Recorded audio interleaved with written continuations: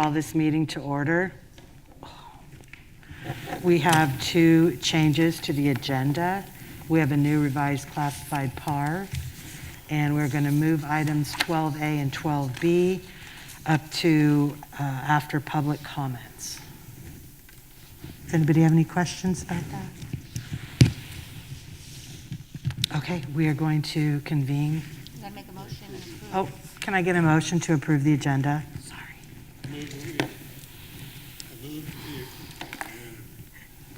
So I move that we approve the agenda as amended. Thank you. Can I get a second? All second. Thank you, Joe. All those in favor? Aye. Those opposed? We are missing 1 board member tonight. Trustee Nelson could not attend, just for the record. Now we will convene to closed session.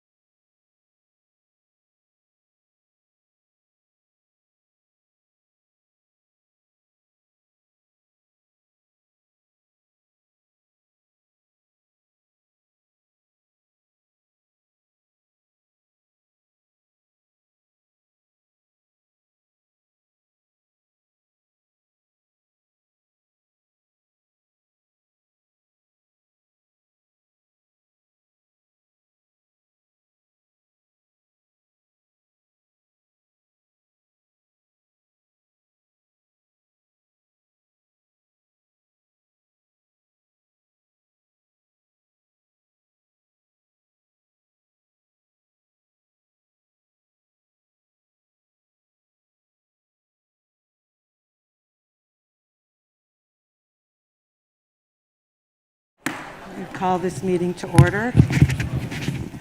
Is my microphone working? Can you hear me? Hello? It's okay? Yeah. Okay. Excuse me. Item 3A, conference with labor negotiator, unrepresented employee, superintendent, agency negotiator, board president. Oh, pardon? I can't hear you. Flag salute. Flag salute. Start at 4A. 4A is report of action taken in closed session. Okay. So do I read this now? No. Can we read that after 4C? So was 4A. 4A is just saying we came back and no decision. Okay, so flag salute then. Sorry.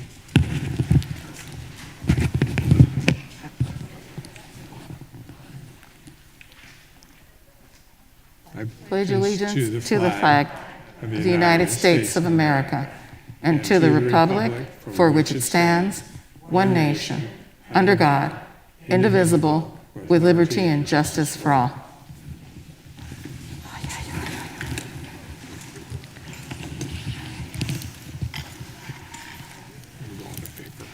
Item 4C.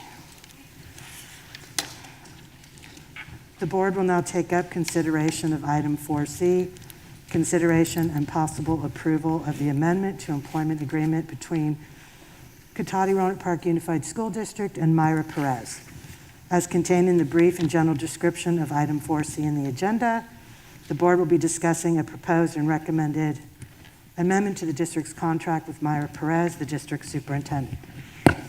Pardon me, I can't breathe. The employment agreement between the district and the superintendent allows the board, upon receipt of an overall satisfactory evaluation of the superintendent, to consider granting an increase in the superintendent's annual salary. Accordingly, the superintendent's employment contract states that any adjustment in salary during the term of the contract must be mutually agreed to in writing. Therefore, the board will consider the proposed amendment to the superintendent's employment contract, which includes a 2% salary increase for the 21-22 school year, which will result in a total annual salary of $234,600. Further, the board is also permitted to consider extending the superintendent's contract by 1 year. The remaining terms of the superintendent's contract will remain unchanged. We will now open the discussion to any public comments. Do we have any public comments? No. If not, we will close the discussion. And does the board have any comments they would like to make regarding item 4C?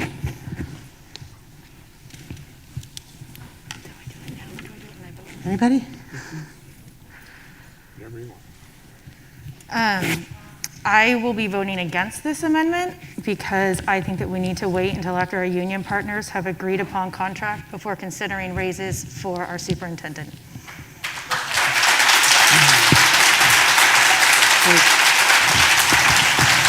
Does anybody else have any comments? If not, the board will now vote on whether to approve the Do we proposed. need a motion in a second, or can we just vote? No, So we it's- need a motion, right? Yes. Okay.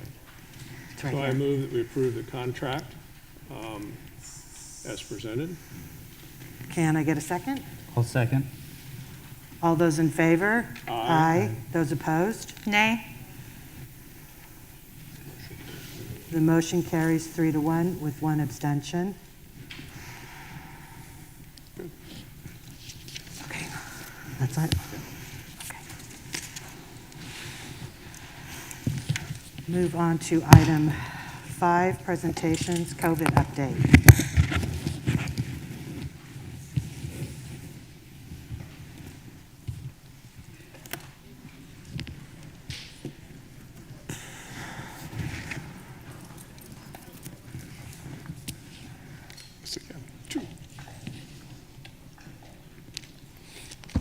Good evening, trustees. This is part of our my regular update on COVID. Myra, would you be comfortable removing your mask while you Yes. speak? I can't hear you. Absolutely. Thank you. Okay, so this evening, we're going to be providing an update of where we are. And what I'd like to do is provide the objectives for this presentation is really to provide an update on the implementation of guidance, how it's going, review the information on surveillance testing, and also review how contact tracing is carried out in a collaborative manner. So this is aligned to goal, LCAP Goal 3, right? We're trying to create and maintain the optimal learning environment for our students and staff. So in terms of the guidance highlights, which I provided to you last board meeting, is the goal is to keep our schools open and our students and staff safe. So the guidance was a modification, and it's really based on how many cases we have, how many folks are taking that test, and the vaccination rates. All schools are required to follow this guidance. It's not an option not to. Universal masking indoors is required to keep everyone safe, and also eliminates that physical distancing requirement. And vaccination verification is currently what we're working on. This is an expectation. We had an executive order on that. So we're working on collecting that information. And then contact tracing and notification of positive COVID case is also something that's required. So this is a little bit of data of where we've been, our journey here. In August, we had 11 school days, and we had 65 cases of COVID. In September, as of Monday, we had 0 cases today. We have had 28 cases of COVID, positive COVID tests in 15 days. So you can see there is a decrease in those numbers. Also wanted to give you some information on our surveillance testing. As the week of September 13th, you can see 406 COVID tests were administered. Prior to that, 211. That was a short week. Remember, we had the Labor Day holiday. And then the week of August 30th, we had 261 COVID tests.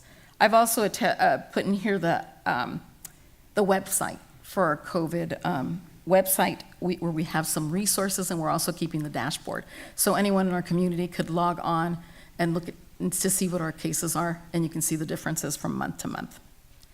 And now I wanted to give you Sonoma County data. So since schools have opened, there have been 330 cases of COVID in the county, 193 at elementary, 82 at high school, 54 at middle school, and less than 5 cases in special education. So that's the entire county, including our district's data. 305 cases were student cases, and 25 of them were staff cases. So I wanted to make sure that you were aware of who's the COVID task force is. The members of the COVID task force, it's a small but mighty group. We have Mr. Rocky Schulman, who is in our audience. He has his regular job, and then he's also a COVID coordinator currently, which helps us with the tracing, the contact tracing. We have Dr. Susan Garrison, who's one of our district nurses, who assists Rocky, and they're in constant collaboration and determining what's happening and contacting public health, also keeping spreadsheets on all of these cases. We have the Director of Human Resources who's involved in the vaccination, so we're always brainstorming to see how to best do these things, how to collect the data. And for unvaccinated folks, how are we gonna test them as required by the guidance? And Mr. Josh Savage is there to know what's happening, where the cases are, so that he can provide that support in terms of cleaning the facilities and knowing about events. And then Dr. Perez and I also serve on that committee. So we had different peoples on the committee to be able to provide that. We attend weekly meetings through SCO, and so it's an ongoing dialogue about the information. So what does contact tracing involve? I don't have the details. This is some of the work that goes on. We have to notify health services, school, and district. So, for example, someone calls a school site, then they're going to alert Mr. Schulman, and then we're going to start the process and be involved. Sometimes we get a call at the district office, and then we contact the schools. We have to determine who was in close contact. We have asked for required seating charts, because if we're able to get the seating charts, then it's easier to determine who the close contacts are. If we don't have a seating chart, it's possible we could end up quarantining an entire class. So we really thank the staff who has provided the seating charts, because it makes it a little bit easier, and we can keep kids in school, which is what's really important. We want to make sure that we keep the kids in school we're not interrupting their education. Personal calls are made, depending on close contact. We're notifying letters, we're sending emails, so that we're contacting everyone, and everyone's aware of what's going on. We have surveillance testing several times, 2 times a week at each school, and we have drive-through testing. Drive-through testing is for students that are asymptomatic or have or part of modified quarantine for 5 days. And I want to be honest about the testing. It has not been easy. So some districts are using the state to get their tests, and we've had a shortage of tests, so a delay of up to 8 weeks. We had another company we were working with. We thought, this is great. We had the test, but it was taking a little bit of some time. So for example, I want to give you an example. If I go in to take a COVID test on Wednesday, and the lab does not get my test sample till Thursday at 11 o'clock, then that's when the 24 to 48 hours begins. So it has not been smooth. It's been a little bit rocky. We've had students, the test was not a good test, so we'd have to retest. And we also have parents that are calling. So what we've decided to do is they're calling at the district office. Currently, we have support staff that are answering those personal calls, looking at the test to determine if a student tested positive or not. We're also talking about putting a hotline together where someone can leave a message and then we can return the call. So we're doing a lot of different things to get the information as quickly as possible to our families and our community so that we can keep our students in school, which is our main goal. We're assisting families with receiving results, and then there's the documentation of the protocols, and as well as these spreadsheets that are very detailed with return dates and when a student can come back, determining on how many days they've had symptoms. It's very precise and very detailed. And it could take up to three hours to contract trace. It all depends. The more students involved, the more time this will take. So what are we trying to do? Support the schools. This is a really tricky one. We want to support the schools, and yet we have a tremendous challenge in finding staff. So currently we have 2 brand new staff secretaries that have begun work. One staff secretary is at Rancho. One is at the district office currently updating the COVID safety plan, which was updated in June right before the guidance changed. So we have to update that tool. We've been able to successfully internally update the family handbook. We also have 3 other staff secretaries on their way. And the thought is that that LJ and Rancho will have a specific person assigned to the school site, and then the other staff members, which I believe I said 3, it's 4, they will come to the district office, and based on where we have a case, we would deploy them to the site so that they can support the site with contact tracing. Of course, as I said, we've been at job fairs, we're recruiting, and we have found people. Now we're processing them for employment. And as soon as we can get them there, we will be sending them to sites. There's phone calls and translations if translations are needed. We have community liaisons. District office staff has also helped out with that. We're providing extra hours to our office staff, and I want to realize that I've said to staff, we could provide a lot of extra hours, but after a long day, to have to stay 2 or 3 extra hours to do your regular job becomes very challenging. So we have to be aware of that. We're supporting with that, but it's not enough. We need more staff to support that. Anyway, we're providing updates at weekly meetings. We have flow charts that we're using and communicating that with the staff so that they have resources. We're trying to provide substitute report. We do not have substitutes. So staff is going out as much as possible to provide substitute. It is not enough. I want you to be aware, it's not enough. We're trying, it is not enough because we have more substitute need than we have in terms of staff. And also we're having virtual meetings. We're not pulling folks away from their site. We're trying to do some virtual meetings to be able to, to make sure that principals and administrators are at their school site. So next steps, we're going to continue to hire staff to provide support. We're in the process of completing the vaccination verification complex process. We're doing it through Crisis Go.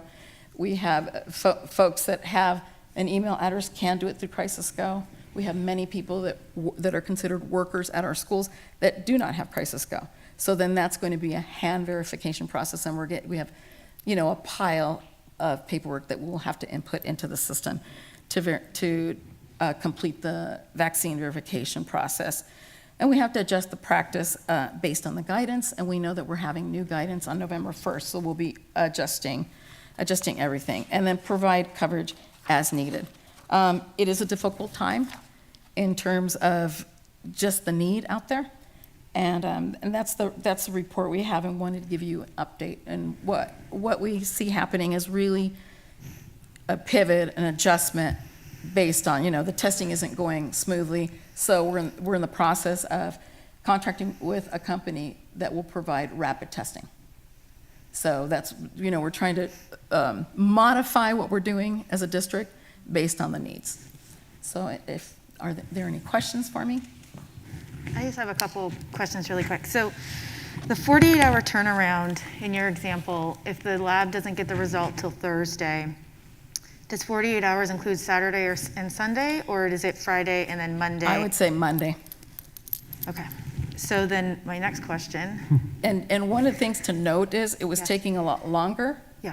It's starting to speed up. That's good. So it's just one of those things that we're working and trying to figure that out. And I don't think you know this answer right away, but if we can get it for the future, how is this quarantining students for, if you're out for at least 3 days, how is that affecting our ADA? Okay, we will definitely have to follow up with that. Yeah, I didn't think you'd know that right away. And then, Definitely. So Andrew was out for a couple of days, so that's how I know this. It says like he's not absent, he was quarantining. Is he exempt then from ADA, or is that still going to be considered in our ADA? I'm going to turn to our CBO. We have a if you different, can we just have let us different know. coding. I don't know if we have the answer, but we do have different coding for COVID. Okay. Because it seems a little silly if the state's mandating that kids can't go to school if they're waiting for their COVID test, that they would penalize us that kids are waiting for a COVID test. But I also understand that there's no rhyme or reason to some of these rules, so. Right. I thought our ADA was fixed on the last. Right. No, period. but this year they will monitor ADA that we may have to use next year or the year after. Right. So there's talk at the state level around how they're going to treat quarantine kids and ADA, and we haven't received that guidance yet. So we are coding it as quarantine for now to potentially count it or not as ADA in the future. And just to clarify what President Chris has said, our baseline is 2019-20 ADA at this point, so we're held harmless if our ADA happens to be lower this year than 2019-20. We will be funded on the 19-20 ADA. So, but next year, it'll be the higher of this year's ADA and or next year. So, and that's standard. Yeah. So what is that number for the ADA that we're being? If you Let me can look get it up. that to us. Yeah, sure. And then I have a question. Is there a difference between kids who are sent home because they have a runny nose and they did a COVID test and it's negative, and kids that are sent home and they have a positive COVID test? Great question. It depends on how they're being coded in our in the attendance system. So, probably not. If they're not being quarantined, then we're not coding them as quarantined, which then we can potentially do something about with regards to ADA in the future. But if they're staying home because they're sick, then they're sick and they're not gonna. But if they're so that's what happened to my daughter. She had a runny nose. We had to do the COVID test. It was when we had Monday off. So then we took her on Tuesday, then called on Thursday, nothing, called on Friday. Then they lost her sample. So then I had to go, immediately. It was at lunch, take her, and then she was back to school, I think on Tuesday. So, it's and she was by Thursday, she had no symptoms. She never had a fever. So we were, being responsible and safe. But then it's technically she had a runny nose and it's not COVID, so how do you track those students and with the funding? That's my question. Is there like a different code for kids that are just out because they have to be out and they're not even Right. sick, but they had a symptom? I'm going to have to get back to you and/or ask Rocky and/or Matt, who is in the audience, to Right. pipe in on that one, because that's a very specific situation. And I know that's happening. That happened. I'm only saying not just because like it happened to me. Sure, but I get it. I talked to a few different people. Yeah. And Yes. that's what happened. And then my daughter's like, yeah, a bunch of people, kids in my class, had a runny nose, and they did the same thing. So it's not like a one. I think it's probably more common, right? Let me get you a better answer to. Well, then a follow-up on Joe's question, if they're sick, are they going to get marked as sick? And then if this continues throughout the year, are they going to start getting truancy letters and all of this is just automatic? Do we have a handle on how? Yes, I think if it's related to COVID, Shaking of the head. then the truancy letters, I think, have been turned off for those kids. Yes. Okay. So they won't be getting an unnecessary COVID Okay. or truancy letter for COVID-related cases. Thank you. Any other questions, comments? No, I think just the one thing that we may want to think about, like in Joe's case, his daughter was out for a week. My case, Andrew was only out for 3 days. But these kids want to be in school, and so missing school is very, very stressful for them. And then they get back, and they need to make up whatever they missed, And so if there's any sort of leniency that we can give the teachers authority to say, hey, the curriculum, you won't get in trouble if, Andrew doesn't take his, math test or science test or whatever, or something that we can empower our students and teachers that missing school because of COVID is okay, and that they don't have to play a whole, if you're out for a week in high school, you're going to be playing a lot of catch up when you get back. And so kind of how can we take the stress off of our teachers and our students that, it's not like you went to Hawaii for a week. Although actually Right. going to Hawaii would be easier, because I was saying I could go to SFO and get a test faster and get my results and be in Hawaii. But my husband wouldn't let me. Right. And so, just how can we make sure that we're not adding even more stress onto a stressful situation for our schools and our staff and teachers? So I have no clue what that looks like, but that would be my... What triggers the packet going home with the student? Only a positive COVID?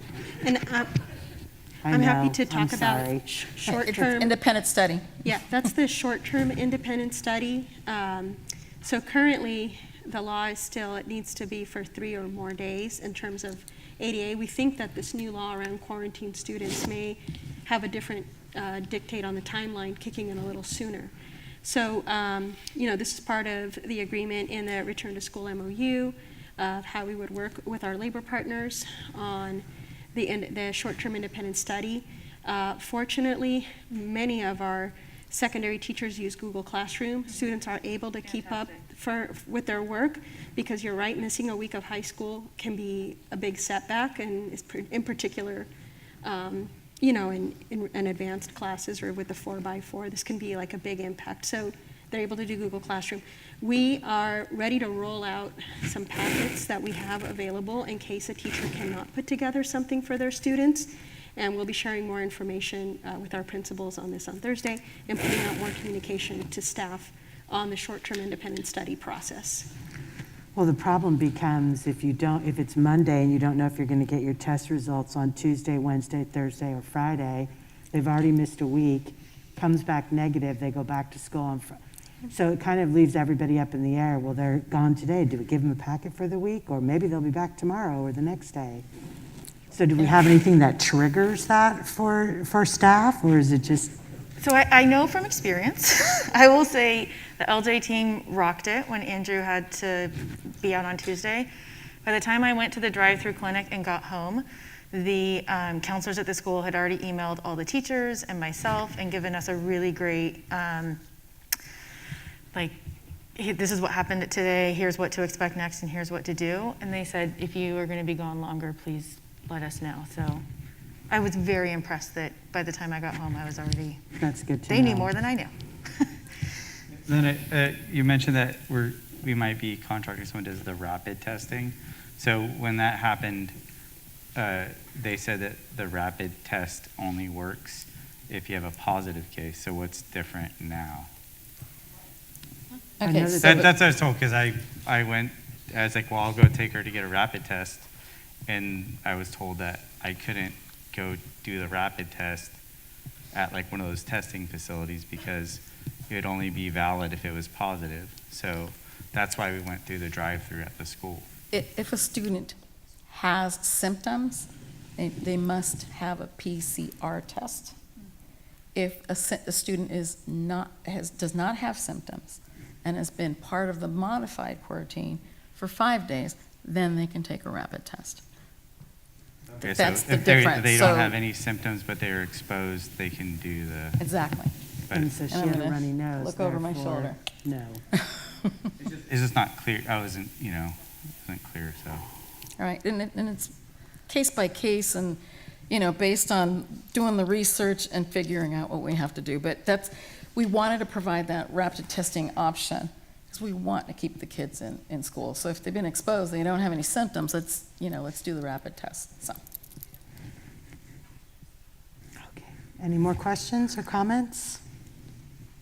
I have one comment. Is this working? Okay. Is it on?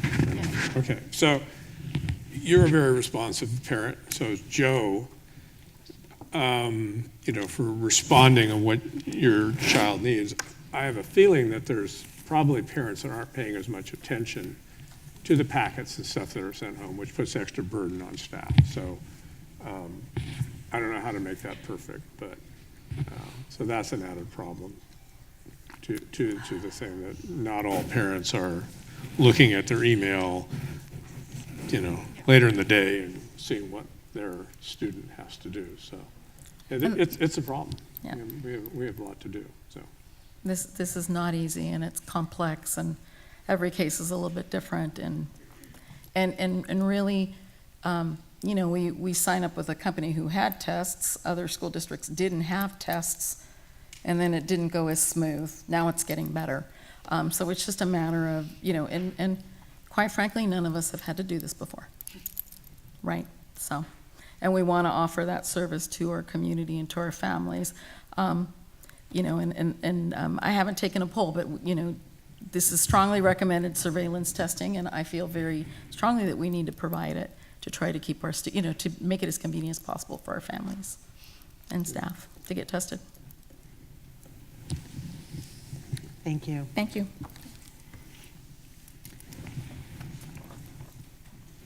We are going to move on to item 6, public comments. First one is Anna Lehman.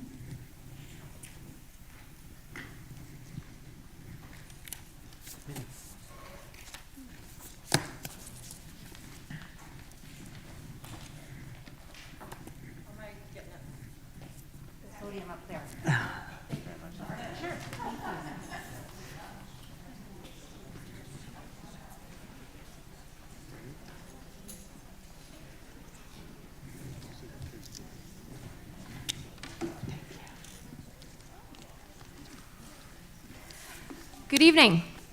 My name is Anna Lehman. I teach chemistry at the ranch.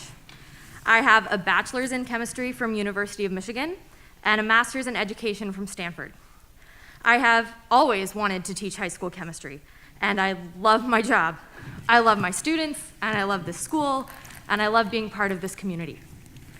I'm here today to speak to you all about our teacher salaries. I could give you a minute-by-minute breakdown of what I do every day in hopes that you will understand the difficulty, demand, and rigor of my profession, but as a science teacher, my best practices are interpreting numbers and coaching students to ask insightful questions, make good, informed decisions. So that's what I'd like to do with you all here tonight. When I teach, I give my students a grounding and guiding question for the lesson or the day. And for the next 3 minutes, here's our guiding question. How can teachers afford to live anywhere in our community given our current salary schedule? I'm gonna ask you to think about some numbers I found at rentcafe.com, which does not sound legit, but it is a website owned by a property management software used across the globe, and they display data pulled from thousands of real estate companies. They tell me that the average rent in Roanoke Park is $2,081 per month for a one-bedroom apartment. This number is similar in Santa Rosa, and of course higher in Petaluma, as you might expect. Now, what salary is required to qualify as a renter of this average apartment?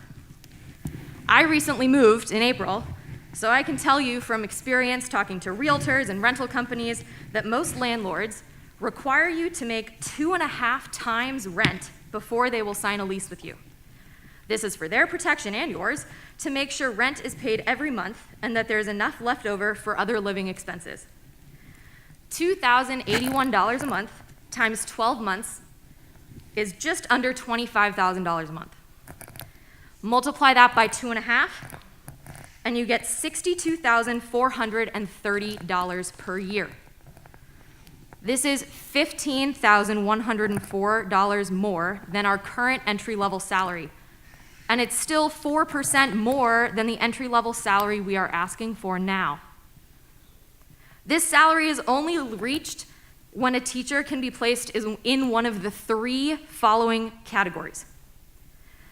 A, they have worked 7 years here and they have a PhD or equivalent postgraduate credits. B, they have worked here 10 or 12 years and have a master's degree or equivalent postgraduate credits. Or 3, they have worked here for 18 years and do not have any postgraduate work. I have a master's and I've worked here for 4 years. I was only able to qualify for my apartment because I have a part-time job on the weekends and my family provides me additional financial support. So let's look back at our guiding question. How can teachers afford to live anywhere in our community given our current salary schedule? The simple answer, we can't.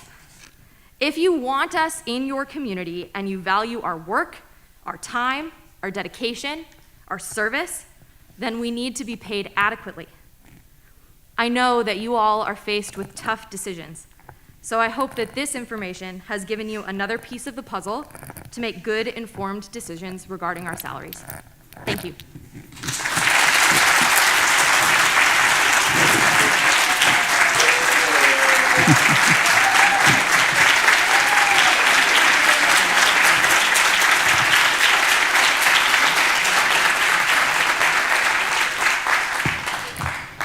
Next up, we have Christina Grace. Yes, Christine.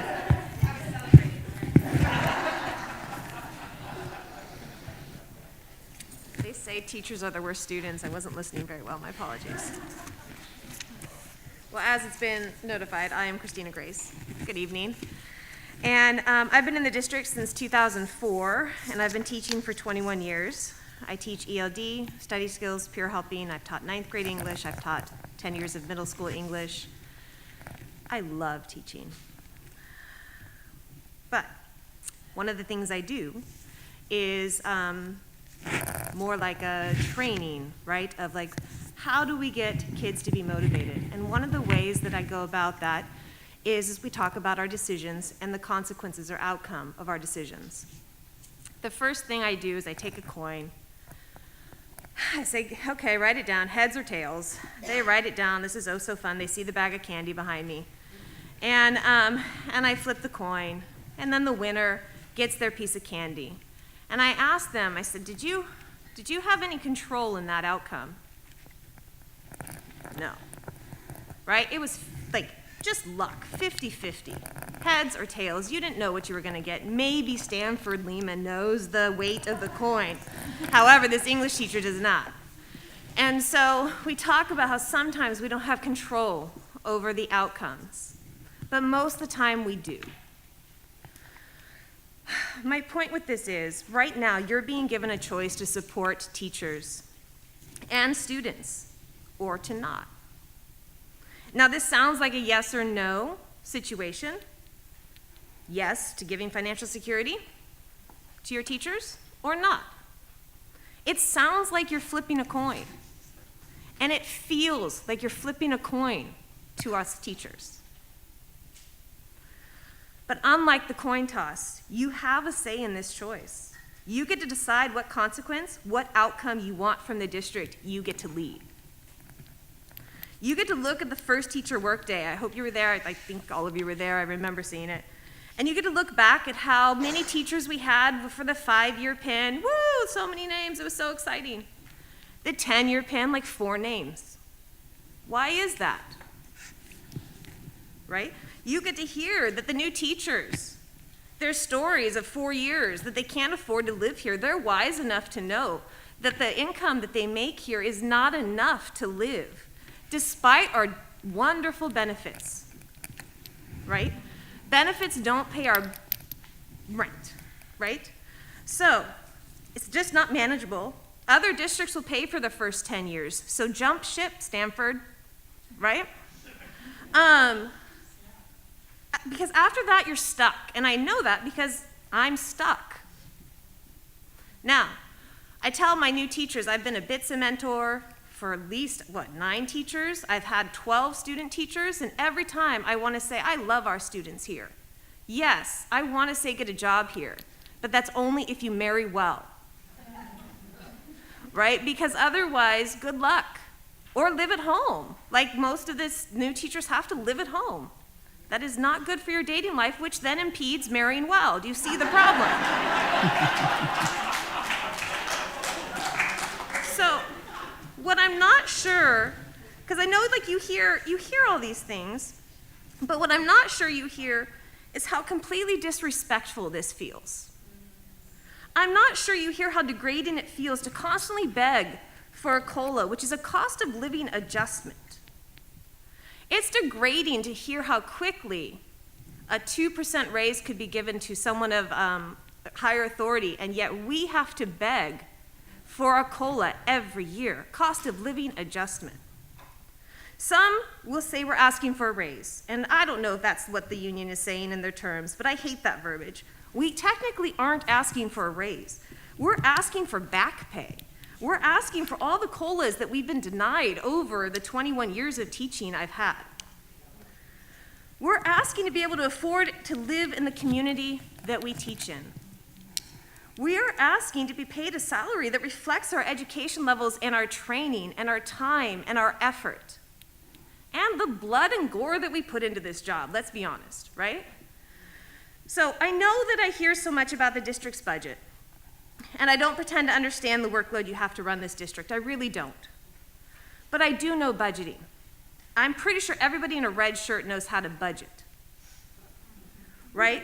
Now, not too many of my colleagues from the English department are here, not to call them out, but they know that I'm the queen of the budgeter in my family. I have made magic with the little I have been given. When I first, I was 10 years into teaching, and my kids were in preschool. I couldn't afford too much. So I had to make a real tight budget, and I was allowed 5 apples a week for my kids. 5 apples, people. I was making lunch one day, and I said, where the hell's my other apple? And my husband went, I can't have an apple? And I said, I didn't marry well enough, right? But I can't have an apple? And I said, no, we don't make enough for us to eat the apples. We get 5 apples for my kids. 2 days they go to grandparents because I can't afford 5 days of preschool, so 2 days they get fruit from grandma and grandpa. The other 5 days, we split these apples for the kids. That's how much I was budgeting. And this story is to tell you, right? The point of my budget is I prioritized my kids. I'm unclear what the district is prioritizing. Because when you prioritize the teachers, you are prioritizing the students who you say are so very important to you. Where's the apples, right?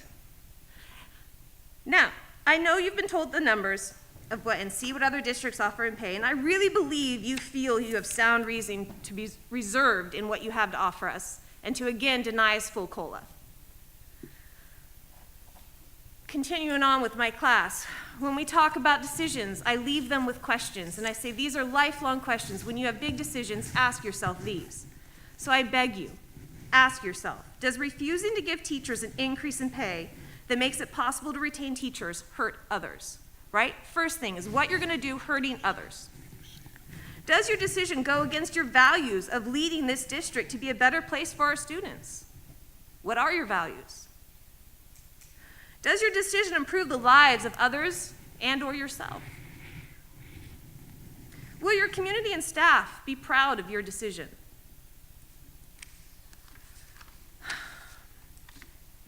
These are what my students ask themselves before they make big decisions.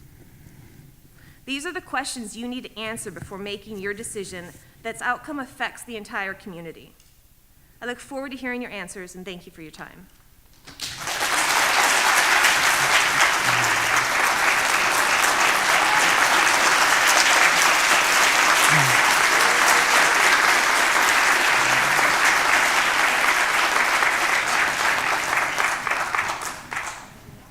Next up, we have Jim Gregoretti.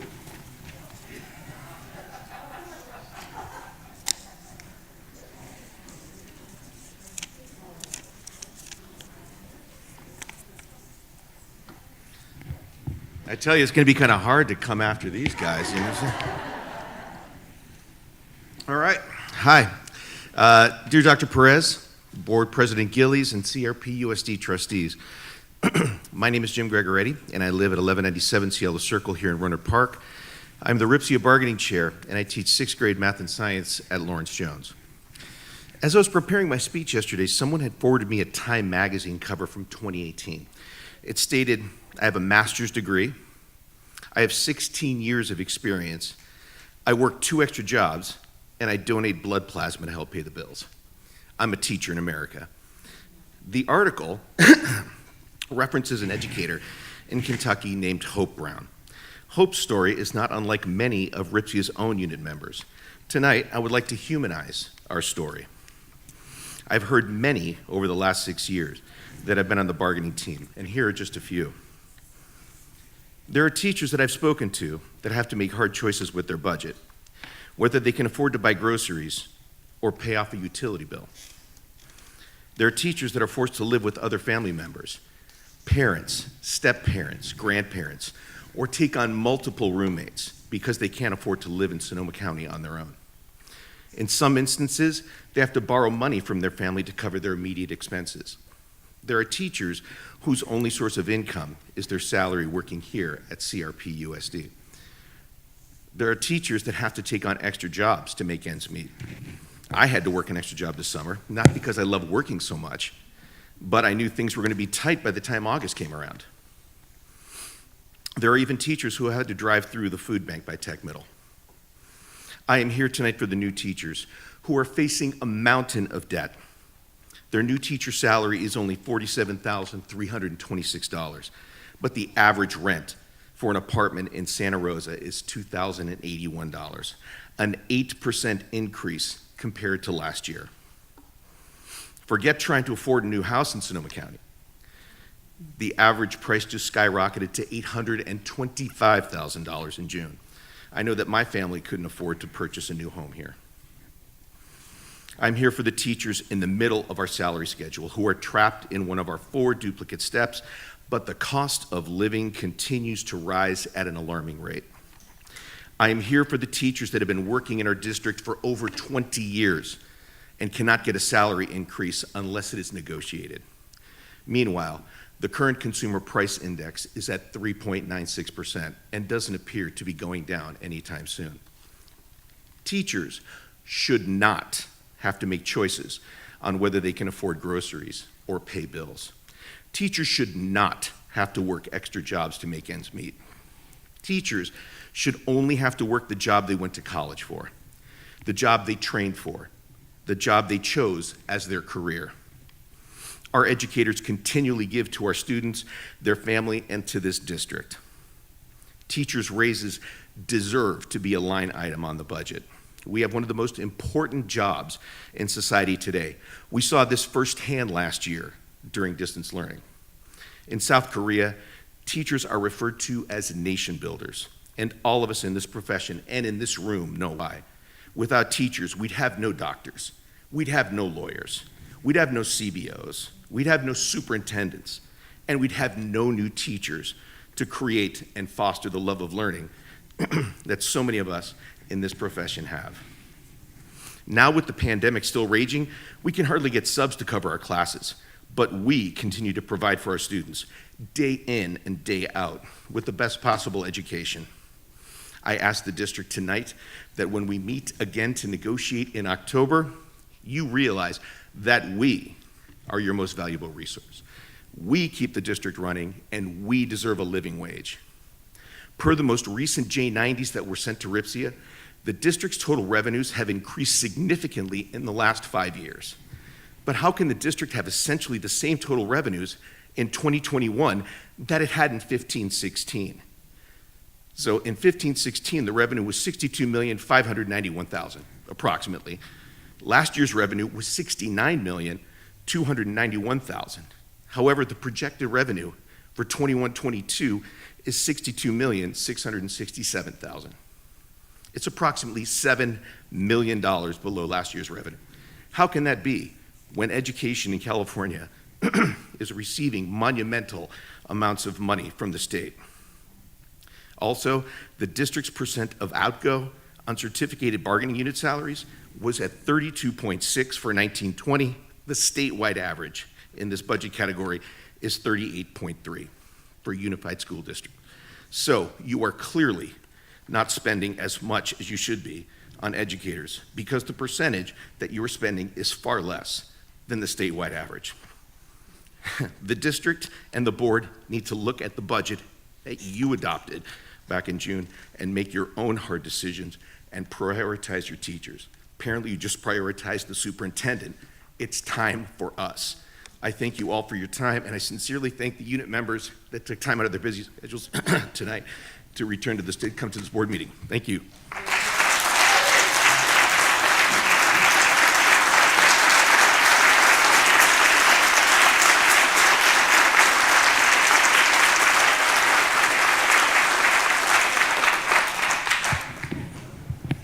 Next up is Kim Stainer.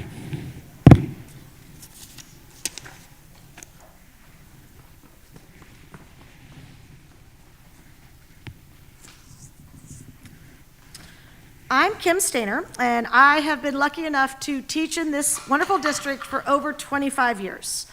Loving fourth grade and third grade, those kids, they keep me going. I have always given 100% of myself to my students, and I'm finding it harder and harder to do that in our current situation. When you look around and you see all my amazing colleagues wearing red, please listen very carefully to what they're saying. I've been at these meetings many times over the last 25 years, and I'm frustrated to be asking for the same thing we always ask for, to be planned for. It's time. I'm wearing this button from 7 years ago, 7 years ago, where we asked to be a line item in the budget. Are we? No, we are not. We don't want to be considered last anymore. We have requested this, and nothing is changing, except that our salary continues to be lower and lower than the state average. I'm insulted by the district's offer of 1 or 2% wage increase, when we are at least 12% lower than the state average. Governor Newsom gave provision for 5.07 COLA for 21-22. 2% is not even close to that. And please do not believe the misinformation that this is because of how great our benefits are. That 12% below the state average considers our benefits. So many districts in our area have been given 3-year wage increases of up to 15%, trying to reach that state average. Why not us? Are we less important? Are we less respected? Because that is how it feels to me and many of the people in this room right now. Perhaps if we had been heard 7 years ago when we asked to be a line item in the budget, we might not be in this situation. But we are. So I ask you now, what are you going to do about it? I'm tired of the district office and Board of Education not stepping up and making this change. It's time that this board does it. Do the research. Better yet, meet with our RIPSIA leaders to hear our side. We have the most amazing e-board who can respectfully share our frustrations, look at our numbers, explain this to you. Look at the audited actuals with us. Find out where all the money is really going and ask why. I have worked so hard to make this district great and to reach those kids I love. And while verbal praise is nice, it isn't the respect we deserve, and it's not what we're looking for. We need action. Thank you.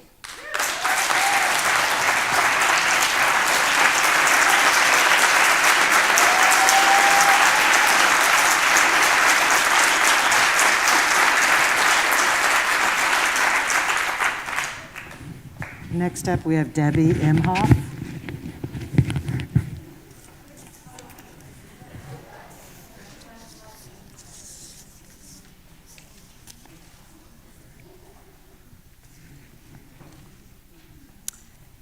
Dear trustees, President Gillies, Superintendent Perez, and esteemed colleagues. My name is Debbie Imhoff, and I am a special education teacher for Evergreen Elementary School.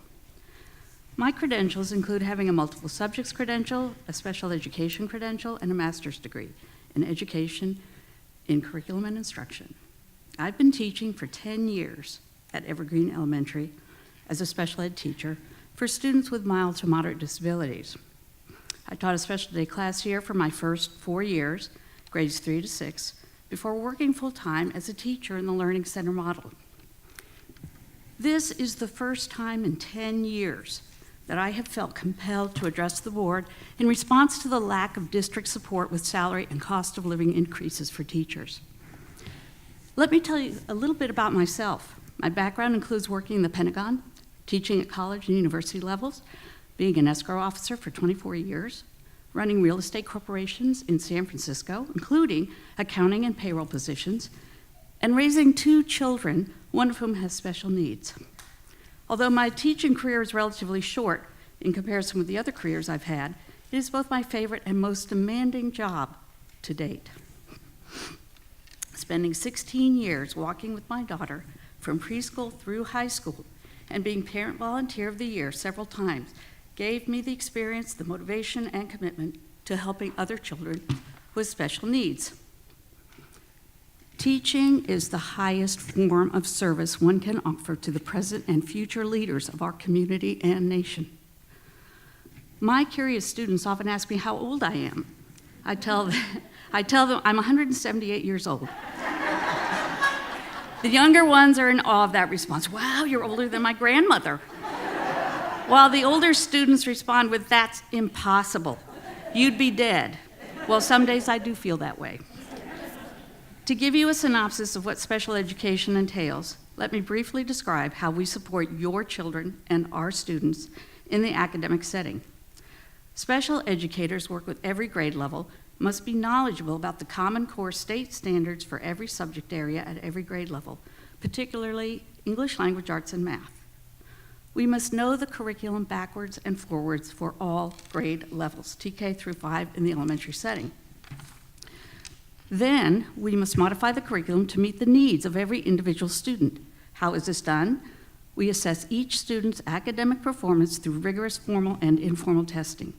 We work with our team of specialists, speech and language therapists, occupational therapists, adaptive physical education specialists, vision and hearing specialists, school counselors, school psychologists, and then we also work with general education teachers, administrators, paraprofessionals, and most importantly, with the student, the parents, and families to create what's called an Individual Education Plan, or IEP.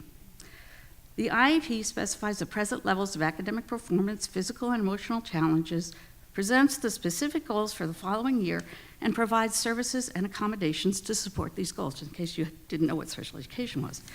An IEP is a legal document that's approximately 30 pages long. We special education, are responsible for creating initial IEPs, annual IEPs, triennial IEPs, 30-day IEPs, transition IEPs, and amendments to IEPs. Additionally, we teach groups of students every 30 minutes in our classrooms, attend numerous meetings with specialists, teachers, administrators, and parents, and we supervise paraprofessionals. We must document every kind of daily communication we have regarding every student on our caseload. We need to keep attendance logs of every student for every school day, and we must constantly assess and monitor daily, weekly, monthly progress for each student. A typical caseload consists of between 18 to 25 students at various grade levels, with a cap at 28 students. We buy our supplies and resources out of our own pockets, as do all teachers. We work from 8:10 or before a.m. to 5:30 p.m. and beyond. We work at night, we work on the weekends. Why? Because we don't have the time during the day to handle all the paperwork and planning involved with each student.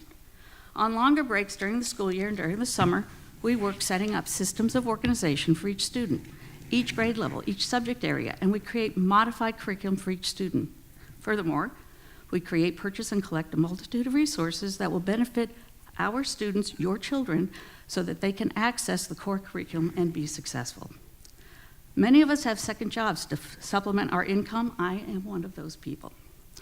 Our main focus is to create a strong team of educators and specialists that have your child's, our students' best interest and highest potential in mind and at heart.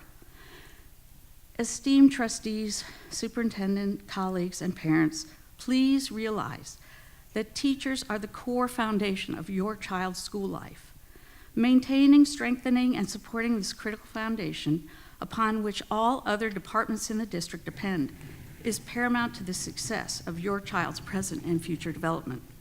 If this foundation is weak and crumbling, your children, our students, will not receive the necessary and well-deserved education that will see them through life. Please realize that without a strong and well-supported foundation, the need for higher administration positions will become irrelevant. Every year for 10 years, I keep hearing that there's no money for increasing teacher salaries. Please stop. Please stop telling us there's no money. The money is there. I implore you to think deeply and support teacher salaries with the percentages of salary increase that we all need and deserve, and which other Sonoma County districts are offering. In these very challenging times of teaching during a pandemic, wildfires, drought, we teachers are literally putting our health and our lives on the line every single day to ensure that your children are receiving the best education, and they are. Please show your support to us as we continue to dedicate our time, our energy, our money, and our love in providing the outstanding education your child is receiving in our district.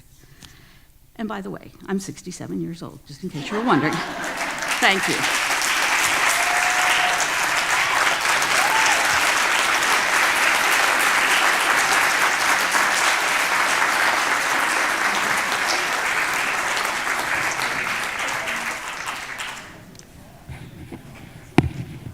Next is Deb McCampbell.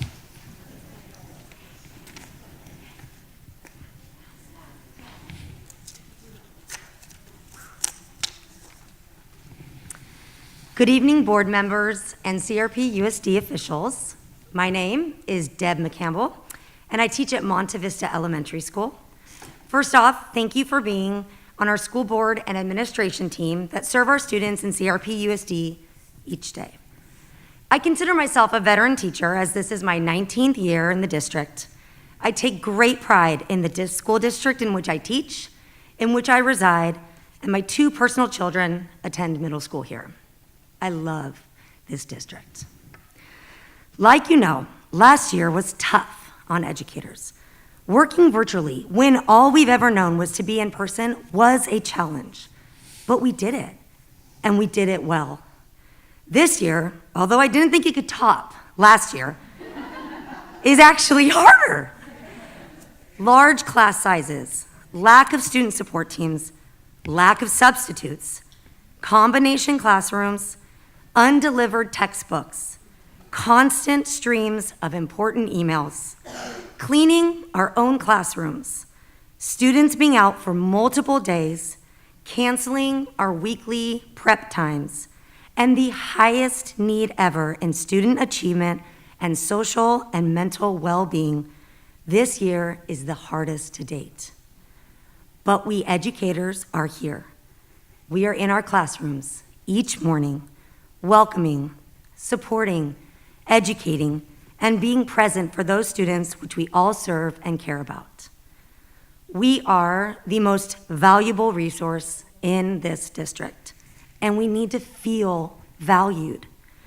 When I heard that our district offered us a 1.5% wage increase and now a 2% for 1 year, compared to our neighboring districts that offered up to 5 and 7% of multiple years of an increase, I felt frustrated, exhausted, and unappreciated. I couldn't believe that after all we've been through and the support that we provided, we weren't given a fair raise to start our school year. And now I'm crying, sorry. Please, I'm sorry that I'm crying. You got this, Dad. Thanks.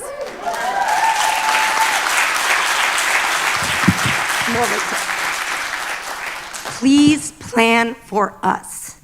We are here serving the students every day. I'm so mad that I'm crying, you guys. I'm so embarrassed. And it's like super, like everybody can see me. Okay. Please take care of your educators because we deserve it. We deserve to feel valued. Please plan for us because it's time for us. Thank you.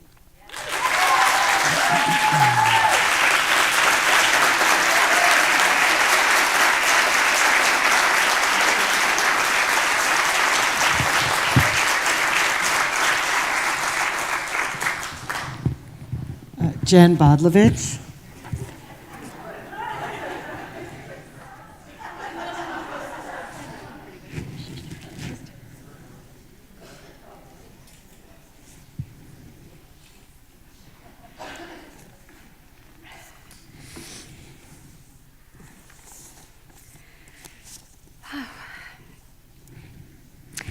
Well, good evening, Board President Gillies, Trustee Brown, Trustee Chimino, Trustee Nelson in spirit, Trustee Wing, and Superintendent Perez. My name is Jen Bodlovich.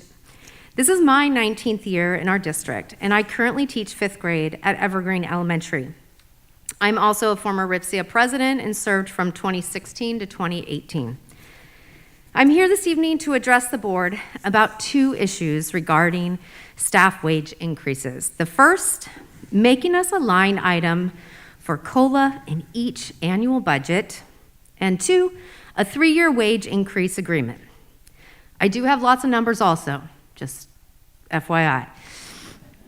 I brought in this sign, as you have seen, Plan for Us. As Kim noted, she has a pin. Many of our members still remember these signs, and we're still asking the board for this same action 20 years later. The question is, why? These were made 20 years ago.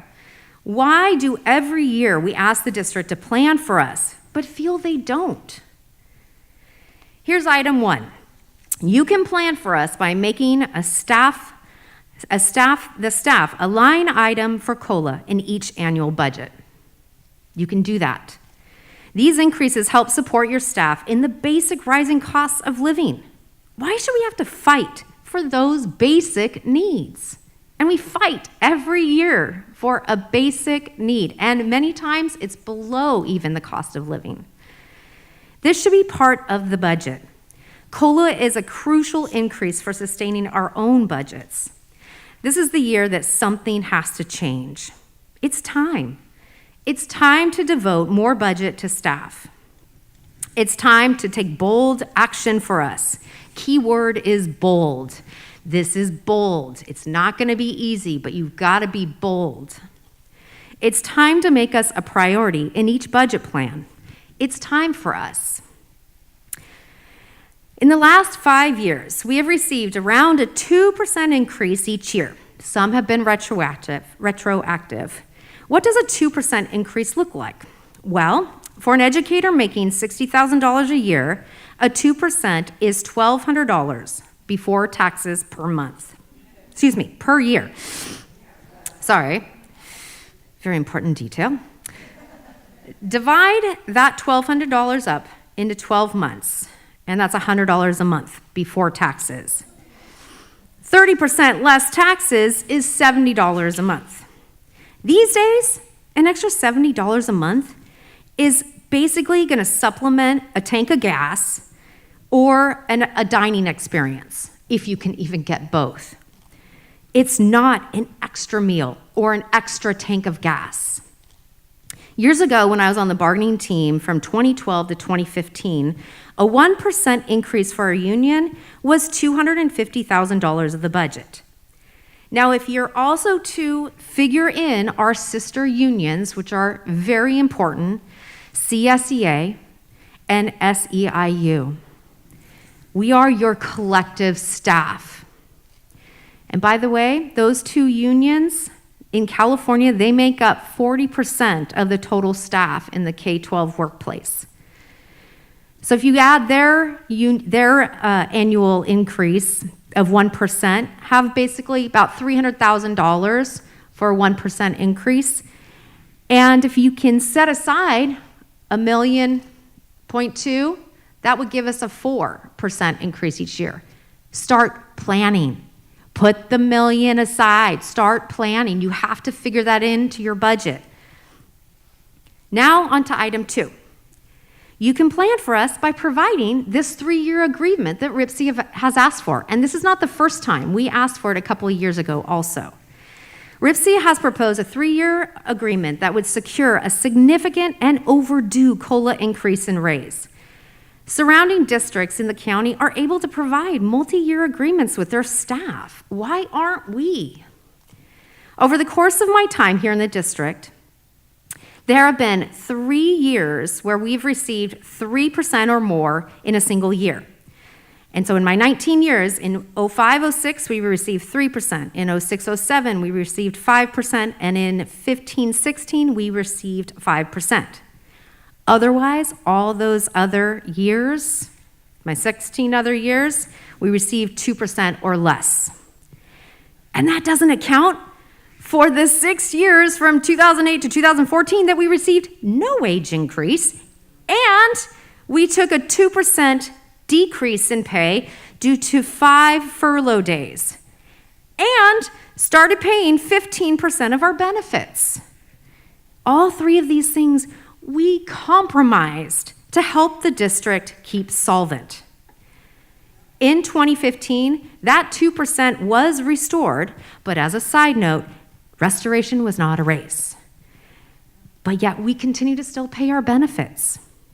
So with that period of recession, we're still behind the curve. We haven't caught up, and the cost of living continues to rise. This is why a multi-year significant increase in fair wages is time. In the recent CTA Educator magazine, the governor noted in June that for the 21-22 budget, it's 5.07% provision for this year. Why haven't we even seen that yet? But you can give that and then start planning for the next 2 years, for that multi-year agreement. With a multi-year plan, it drives you to plan us. You've got to take that step. You've got to make the plan. So again, it's time. It's time to prioritize your staff. Change the plan. Look at the budget differently. It's time to be bold and get it to work. Thank you.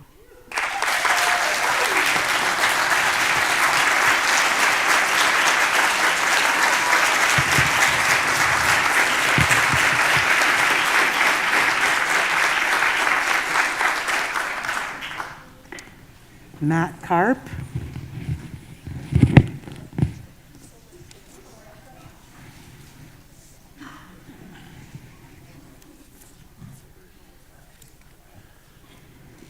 Good evening. My name is Matthew Karp. I live at 7860 Medallion Way in Rohnert Park. I have been at Rancho Cotati here as a teacher for 8 years. This is my 8th year and 10th year in the district.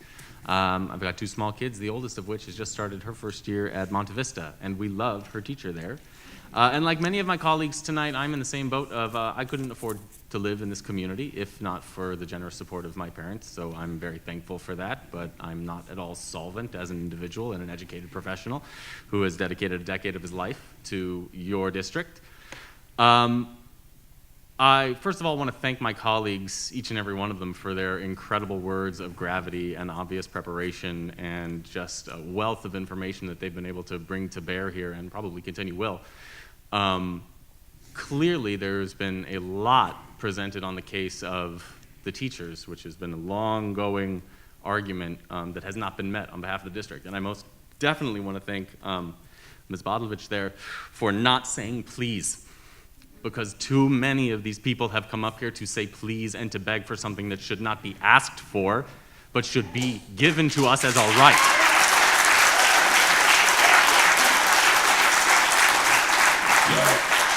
I cannot speak to the facts as they've been spoken to any better, so I won't. What I will instead is maybe present a bit of perspective that may be affecting you, the district, you, the trustees.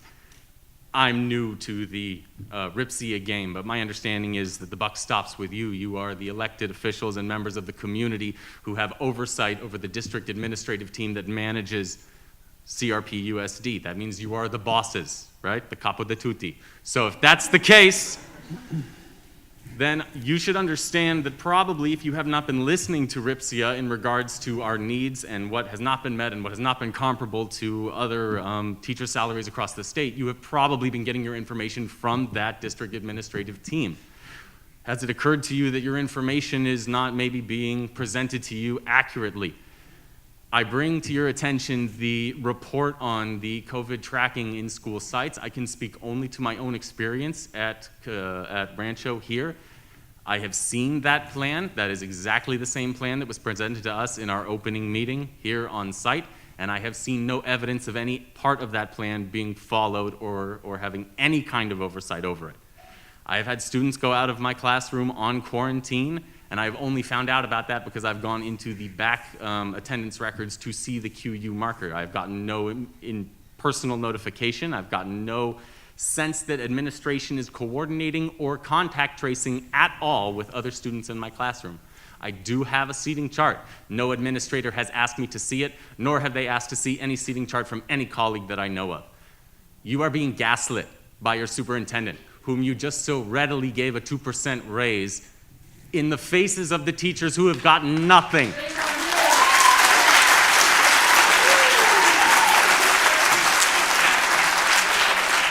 I can make no greater point but to say that this year, after all these years, you will reap what you have sown.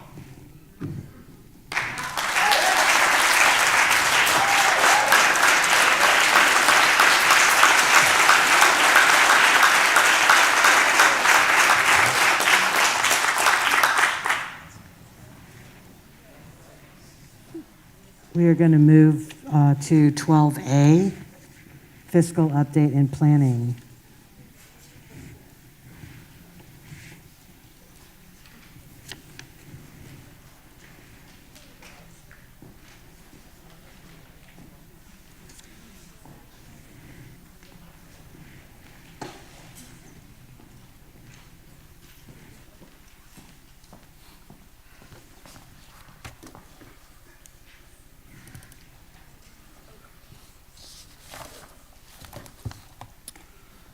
Hello, everyone. For my monthly fiscal update, I want to talk about enrollment a little bit. And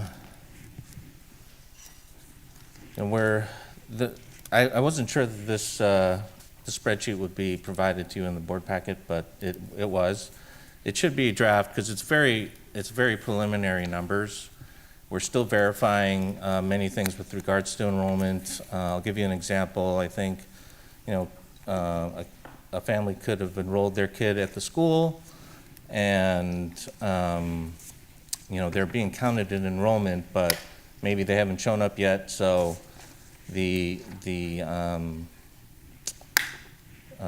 counting of that, if you will, hasn't been corrected yet, so they're still showing up in our system as being enrolled at the school, but, potentially they haven't shown up even one day. So, as I said, we're still verifying those numbers, and the only site, if you will, that I'm very confident in the enrollment numbers at this point is Richard Crane, and only because they've been in school since July. So the 229 enrollment at that school is about plus 40 over last year. So, and if you look at the enrollment report that was provided to you in the packet, you'll see that our numbers are looking up.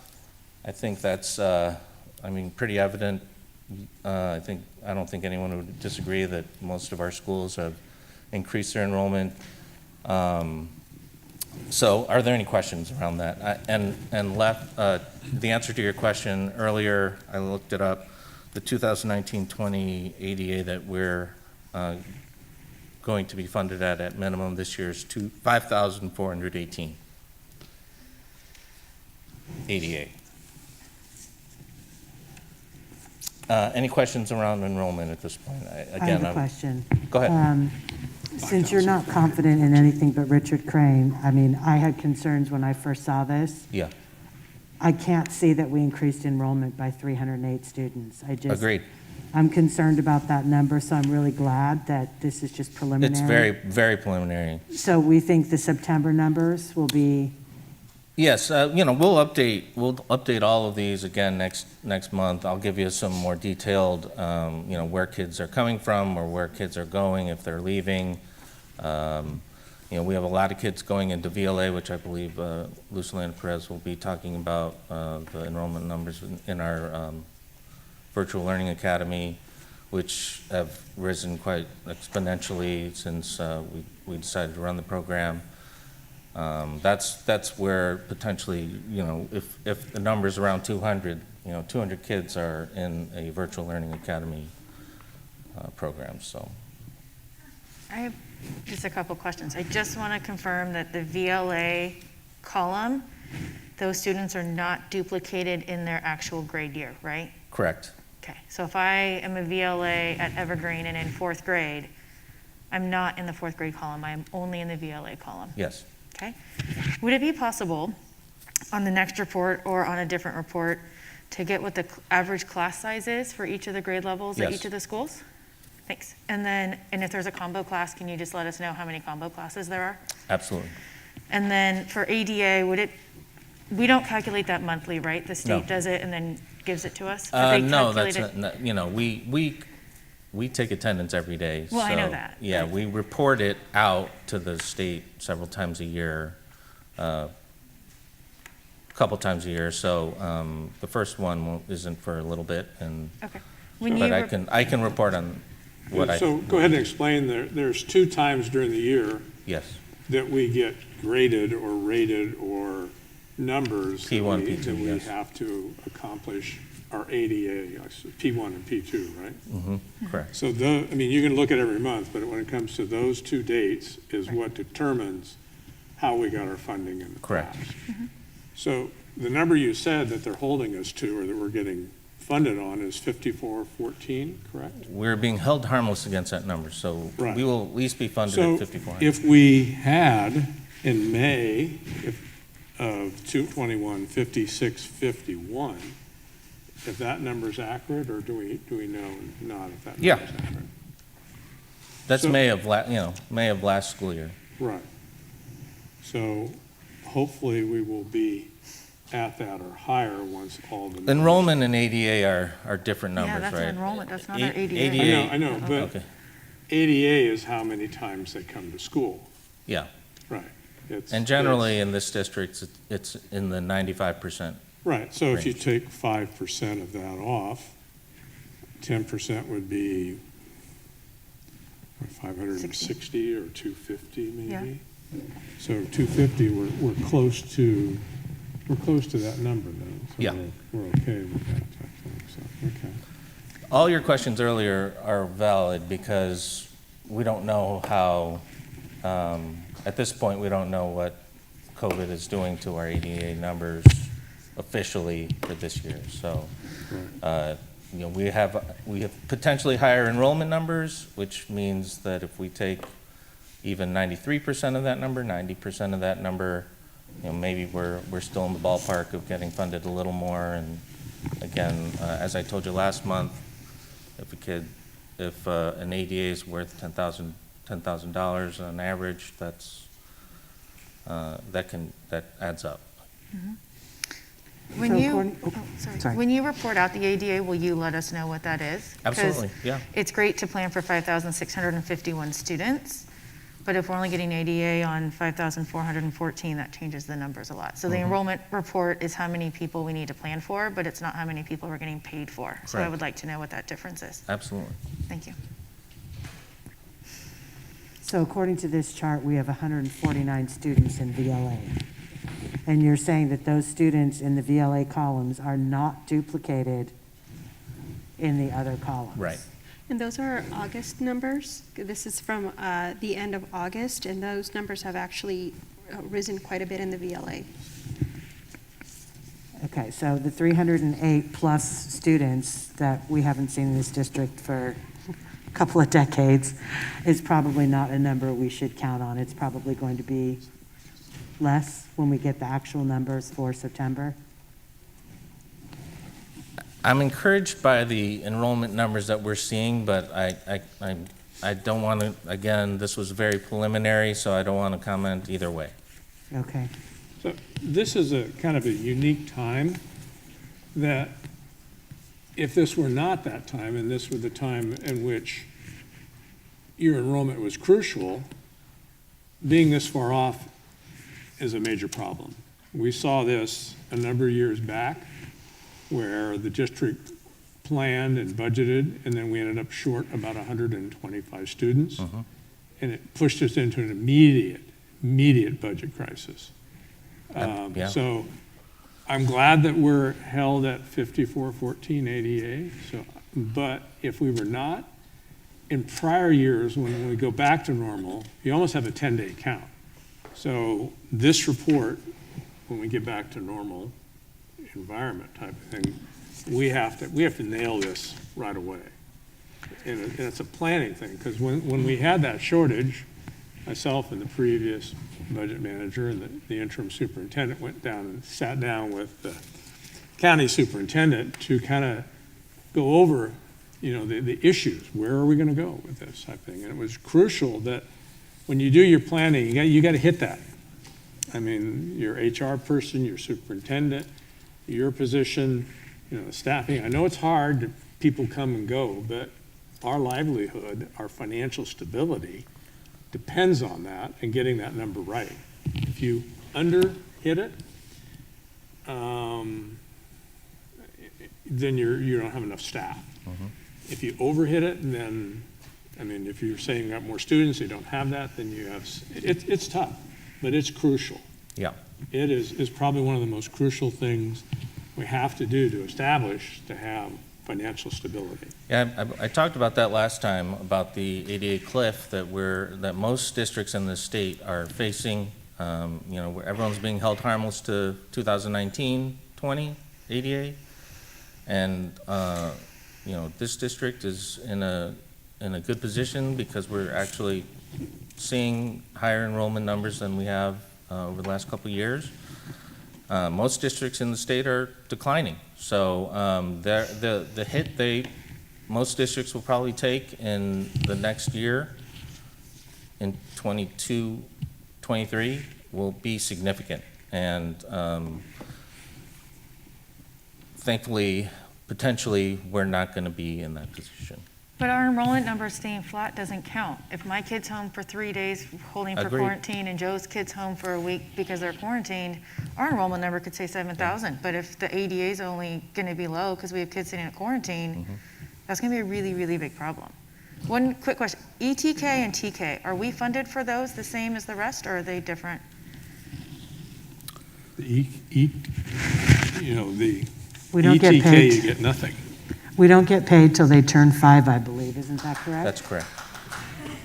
I believe that's correct. See, my concern about this enrollment number is exactly what Lev said. If we were being held to account of what we had, this could potentially be a $3 million mistake. That puts us, if you're averaging 10,000, right? We know it's different dollar amount per grade level, but we could be looking at a $3 million mistake. And so it is imperative that we get the enrollment numbers cleared up Enrollment as and soon as we don't can. confuse enrollment with ADA, right? Because ADA is a percentage of enrollment. And I understand you are that, correct. but I cannot believe that we've gained 308 students over the last 7, 8 years. We have lost students every month, every year. There was 1 year we gained, and I think it was 13. I could be wrong, but I think it was 13. I have the charts at home. So I'm just concerned. When I got elected to the board, we were going to get sworn in on that Tuesday, and we found out on Thursday that the prior administration had overestimated by 125 students. We were looking at almost a $2 million deficit within like the blink of an eye. So I just don't want to be in that position No. again. When we talk about wanting to give raises, when we have to look at the budget, we can't use numbers that are not accurate. So that's my concern. And I'm not saying anything other than you made the point that you didn't have full confidence in these numbers except for one of our 11 sites. So my hope is that we get this cleaned up immediately so we can have a better understanding of what we're really looking at. It's really important. Agreed, yeah, what I've been trying to focus our attention on is ADA and the ADA cliff. Everything that you're saying I'm well aware of, and we will tighten these up as we go throughout the year. This was, there's been a lot of things that we've been focusing on. The sites are super busy with what they're doing to track COVID or not. So I appreciate it. So I would like to suggest that we get the budget committee. I know everybody's swamped with everything that's going on, but I think it's really important that we dig into that again. Hopefully we can do it in the next 45 days. I believe they're scheduled for every month, and we plan on doing the October. I know we haven't had any for a really long time, and I get why. I mean, we weren't doing anything really for quite a bit of time. So I would just like to suggest that we do that. I would like to take a look at the whole budget in depth and enrollment being part of it.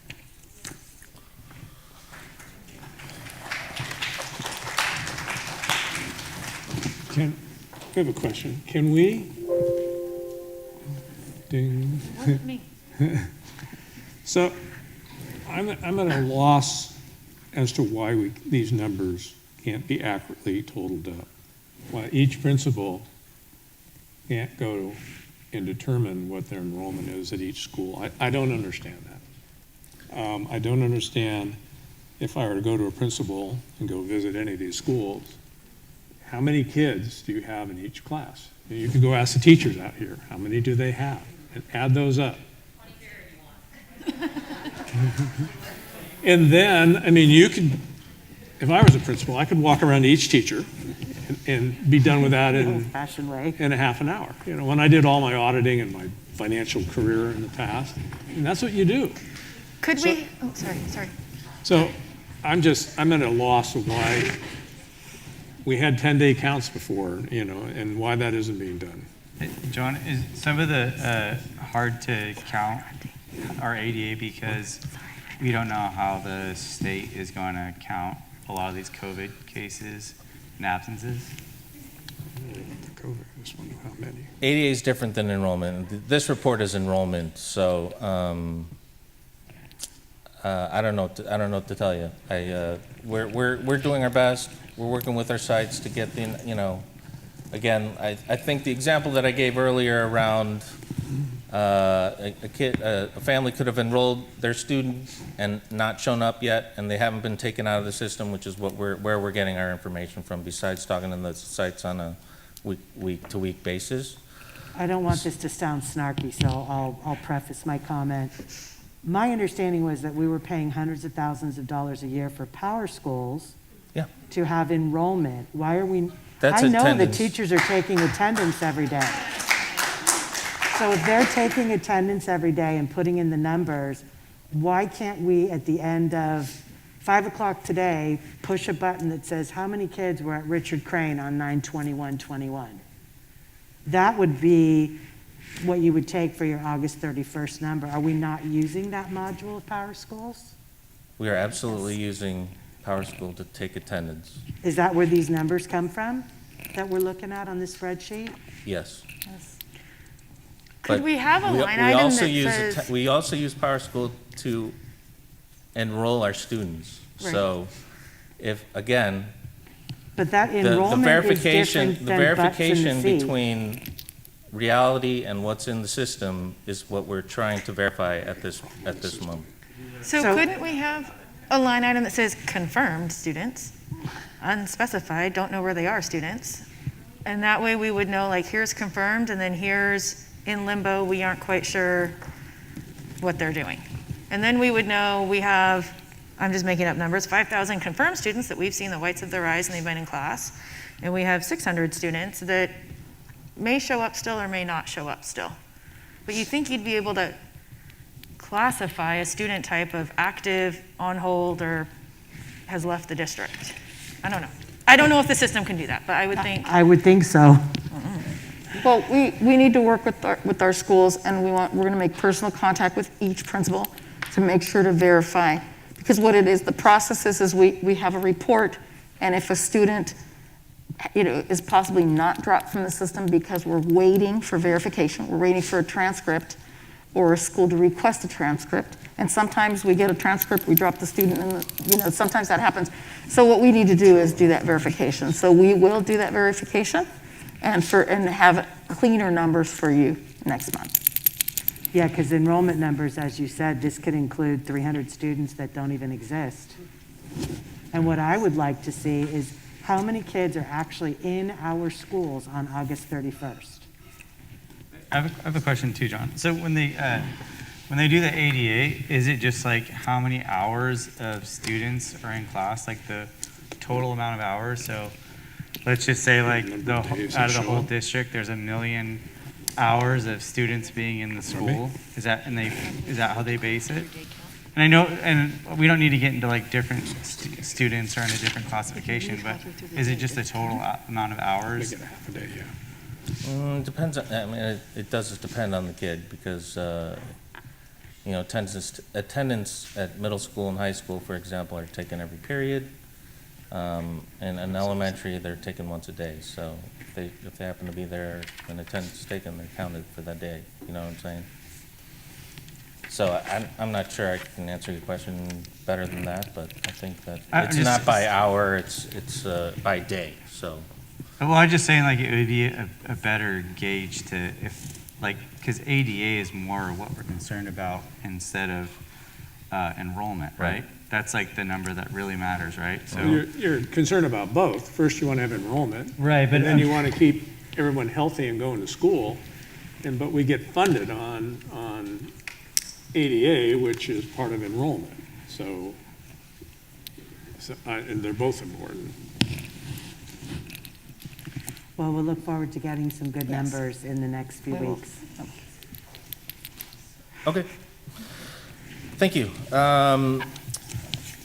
We were asked to provide a facilities update. So what I'm focusing on in the facilities update is the bond-specific projects with regards to facilities, and there are 3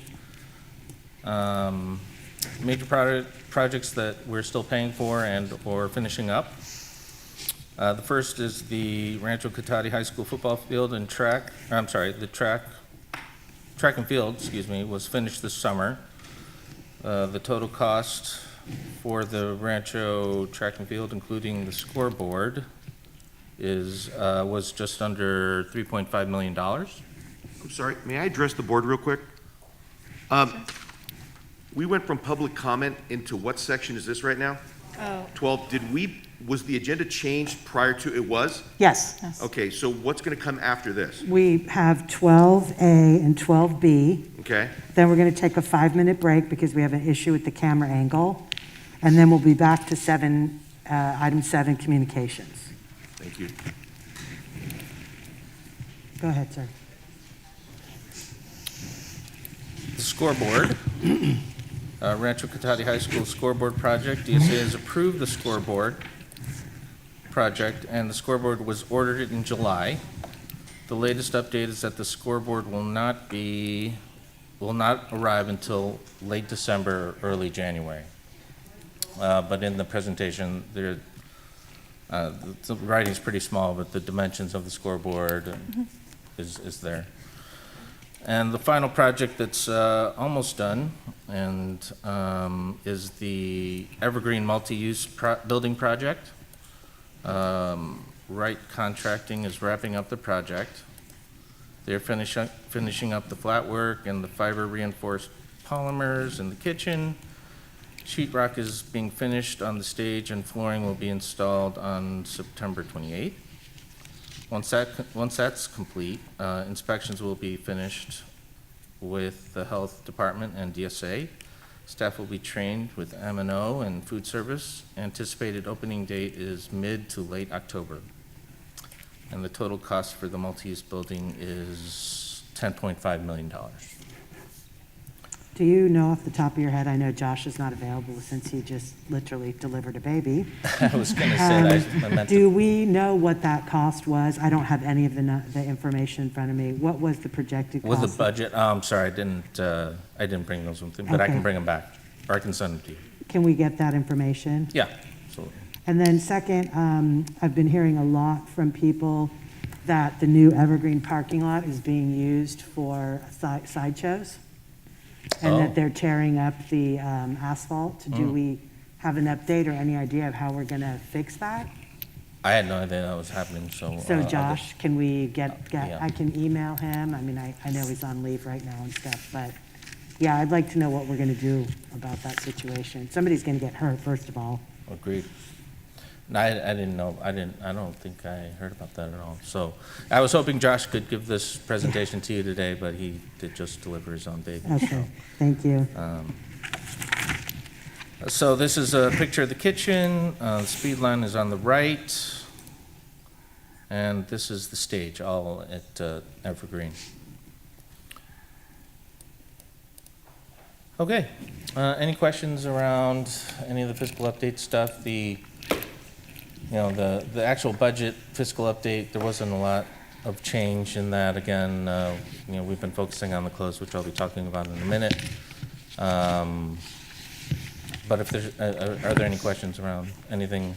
I would just like to request that we get a full facilities list in the next month or two of what's left. I know we had set aside some money for IT. I want to make sure that that money is still set aside for technology replacement. And then I want to see what is, I think it was only like 1.1 million left, but we were supposed to be getting some money back from Wright Contracting. So when Josh is available to give us a 15-minute or so presentation on where we're sitting with all of that, that would be great. We haven't done that for a long time. You're asking about the bond, what's left in the bond fund itself? Sans any of the project costs that? Yeah, no, I mean, the last time we looked at the numbers, we still hadn't gotten all the bills from this building. So, yeah, if we could do, I think he probably knows what we're looking for since he was helping put it together. I think that would be useful. I'd like to know how much money's left. And also the forecast of developer fees, as the various sections of town get built out, where we are we getting close to the end of those fees, or, forecasting out as the rest of those homes get built, the money that'll come in. Absolutely. And we know we're asking you for a lot of stuff in the middle of all this other stuff that's going on. So But it's important for the financial stability of the district. Can I get some clarification on the developer fee question? Can you ask me that again? Just I want to make sure I have. So the developer fees, we get money based upon the new homes that are being built. Yeah. and other stuff. So the R section? No. So what's the new? W. W. Where are we in the alphabet? So W, and then over on the other side of, It doesn't have a letter yet. Somo Village? doesn't have letters for those streets? W. Well, no, there's W, and then they're building Somo W Village, too. and L, right? No, K. Anyway, so we have one No, across the development street on from Roanoke Park Expressway and then one off of Bodway, right? How about that? We have 3. There's 3. 3, okay, 3. So, they're getting built out, and we receive money for every time they build a house. Yeah. And so I'm just kind of curious, what's the projected, going in the future, when they'll be done being built out? And how much do we anticipate in developer fees still coming in? Okay. Yeah, I don't see it anywhere on the fund numbers we were given unless they're included in something that I don't see. Fund 25 is the developer fee. That's not something we generally report on monthly, but I can bring a report to you next No, month. I don't think Left's asking for it monthly. I think we're asking for an update because we Yeah, haven't I seen can one give in you one. probably 5 or 6 months. Yeah, I still know where we are. Yeah, we don't know what we're collecting, what's left to collect. Mm-hmm. What's in the checking account? Does anybody else have any questions for John?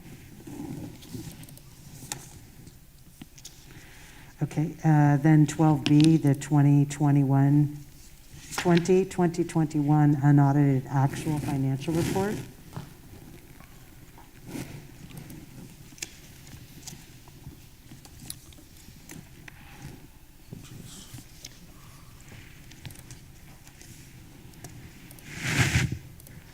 All right.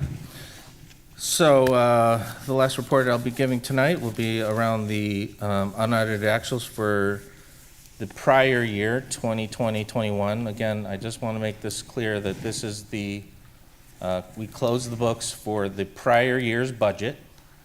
And this is the report that, this is what we're talking about. So what are the unaudited actuals? We prepared year-end financial statements as of June 30th for all district funds. Report of activities in all the district funds, identifying unspent funds or reserves that are carried forward into future years. And this information is used for our auditors for the audit report that they're preparing for us and we'll see in December or January. Just as a note, in June, as part of the budget adoption process, the left side of that report was the estimated actuals that we were projecting to close this last year at, and just as a comparison, that's what I'll be comparing the numbers we actually closed against. So again, the final financial books for 2021's budget have been closed. Revenues received that was not anticipated, or expenditure allocations or budgets were not completely used or overspent. So here's the summary. We had just over a $72 million budget, in revenue budget. We spent just under $71 million. And just as a note, I like to focus my presentations on the unrestricted side of the budget because that's kind of that's our base program. The restricted side of the budget are programs that pay for themselves, sans special ed, which is in the restricted side of the budget, which we make a contribution for, and that's that line you see, other resources uses. We contributed just under $11 million to our special ed program, and or maintenance and operations. So when this says unaudited actuals 2021, is this fiscal year ending 6/30/21? Yes. And you're saying we had a $2 million surplus? Yes. Because the last we were told, we had a $600,000 deficit. Yeah. Okay. So, all right. I'm confused. On the unrestricted side, again, I want to focus on the unrestricted side because the restricted side has a lot of one-time money that we haven't spent yet, but we have received. Right. Okay, so a lot of the COVID dollars, ESSER funds have been received on the restricted side of the budget, but we haven't spent them yet because we have a couple of years to spend that. On the unrestricted side, we were projecting about a $500,000 deficit, and we wound up $700,000 surplus. And that, So why does the restricted show negative $9.4 million? Because the expenditures on the restricted side of the budget include special ed, which we have to contribute to. Okay. And that's the difference there. We're contributing about, $9-10 million to Special ed. special ed. So I Of just our want to be, unrestricted side of. I just want to be clear I'm looking Go at ahead. this correctly. On the unrestricted side, as of June 30th, 2021, there was $3 million left. No. We had a surplus of $750,000. We had a beginning balance of $2.2 million, and those two added together leave us an ending balance in the unrestricted side of $3 million. So the beginning fund balance of the 2.26 million came from June 30, 2020. Well, it could be several years worth of ending balance, but yes. That's your money. That was the in your ending, checking that was the account. ending, that was the ending fund balance as of June 30th, 2019. And our projection was that we were going to be 600K in the hole, and we ended up 749, or Yeah. a swing of 1.3. Mhm. What explain caused where that those swing of the differences came. 1.3? I'm sorry? What caused the additional? It's in this presentation, so I'll Okay, go all over right. it. I'll wait. So I know all those numbers sound like a lot, right? But we're within 98% of what we said we were going to spend. So that's a 2% swing. And, when you put it in $1.4 million swing, the dollars, sounds like a lot. I think 98% of anything, I think any teacher in this room would think 98% is still an A average. And again, this is Robert and Ray's budget, and I'm just reporting to you what happened last year. This isn't my budget, so. But that is the gist. We did do better than we thought, and there are a lot of reasons for that. So let's just talk about the revenue for a little bit. As I said, $72 million in revenue. Most of it is coming from the LCFF, which is the local control funding formula. $53.4 million coming to us from that local revenue, local control funding formula. And just as a note, our local revenue, which includes parcel taxes, is just about the same as how much we receive from the federal government. I always like to point that out. So the expenditure categories, I'll be referring to a few of these as we go along. It's supposed to be a short report. But certificated salaries, classified salaries, employee benefits, books and supplies, services and other operating expenditures, capital outlay, transfers. Those are all the categories that you'll see as we continue on. So these are all general fund expenditures. This equates to just over $70 million. This is the pie in which they go to. Certificated salaries, classified salaries, administration, management, supervisor salaries, and benefits obviously make up the majority of this pie. And when you look at the unrestricted side of the budget,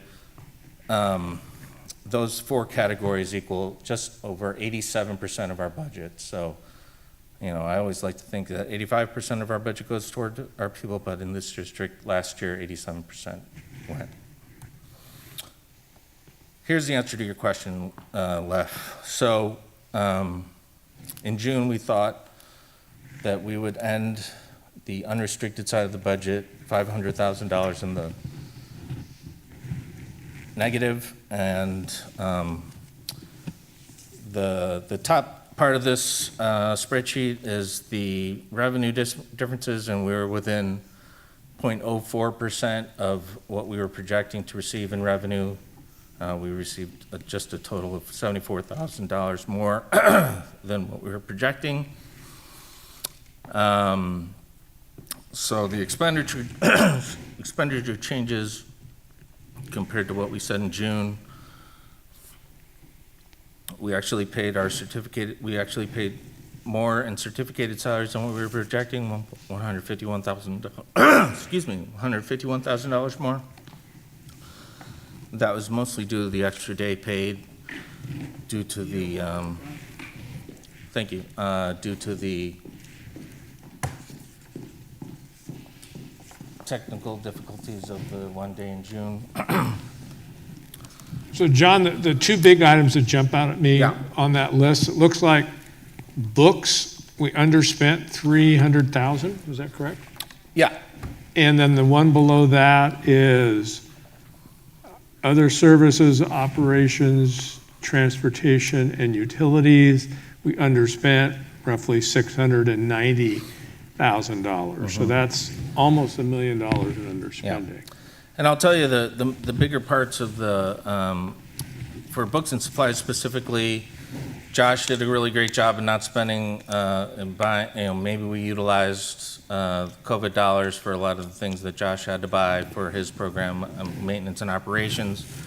The sites are given budgets that they're to spend. They generally spend on materials and supplies, and potentially because we weren't in school all of last year, they didn't spend all those monies. We plan to give those back for them to spend this year again. And Give back to who? to the sites. Okay. So next year, This year.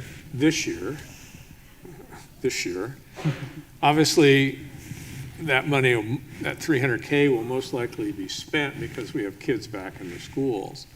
And then if we don't have one-time money that offset stuff that Josh spent, that $1 million becomes an expenditure this year. Yeah.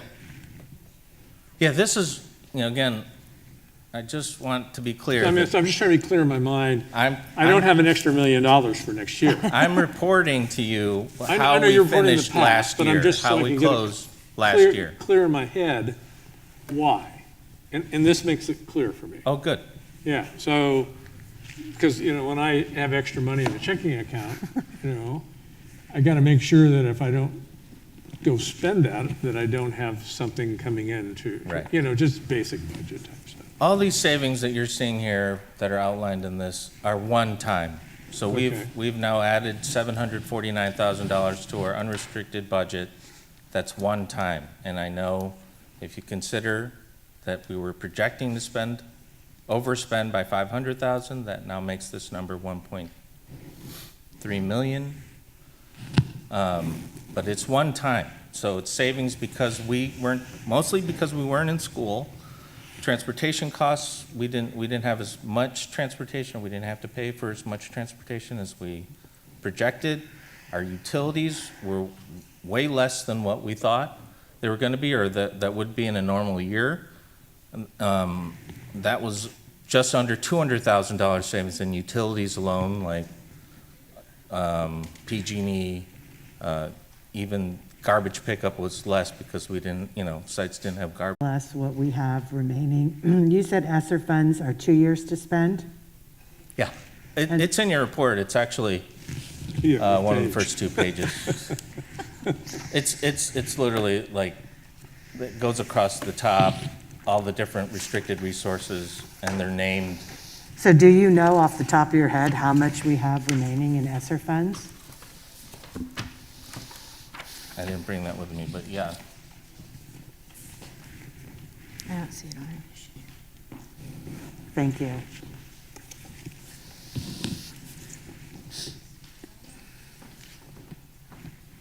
ESSER 2, 2.6 million. ESSER 3, $4 million. ESSER 3 learning loss, $1 million. DC. What page are you What on? page? Help us. 4?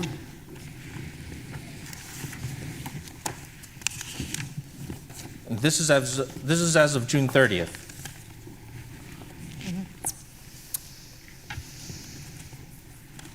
That would be the total unused column. Mm-hmm. In-person instructional grant, 1.2 million. ELO grant, that's extended learning opportunities grant, just under 3. Well, it's summarized down below. So Yeah. we've got 10,000,009 that is left over to spend one-time funds. One time. Over what period? Is it all over 2 years, or is it all different restrictions? There are different dates and Okay, and is there a simple way that you can tell us in the community, what can these funds be spent on?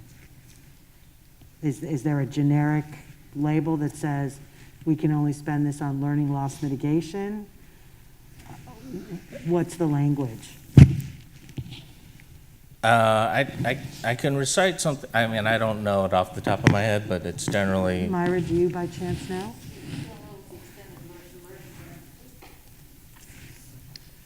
A lot of it's targeted at, the support, the extra support. So that's what we're using for the, hiring the staff secretary to be able to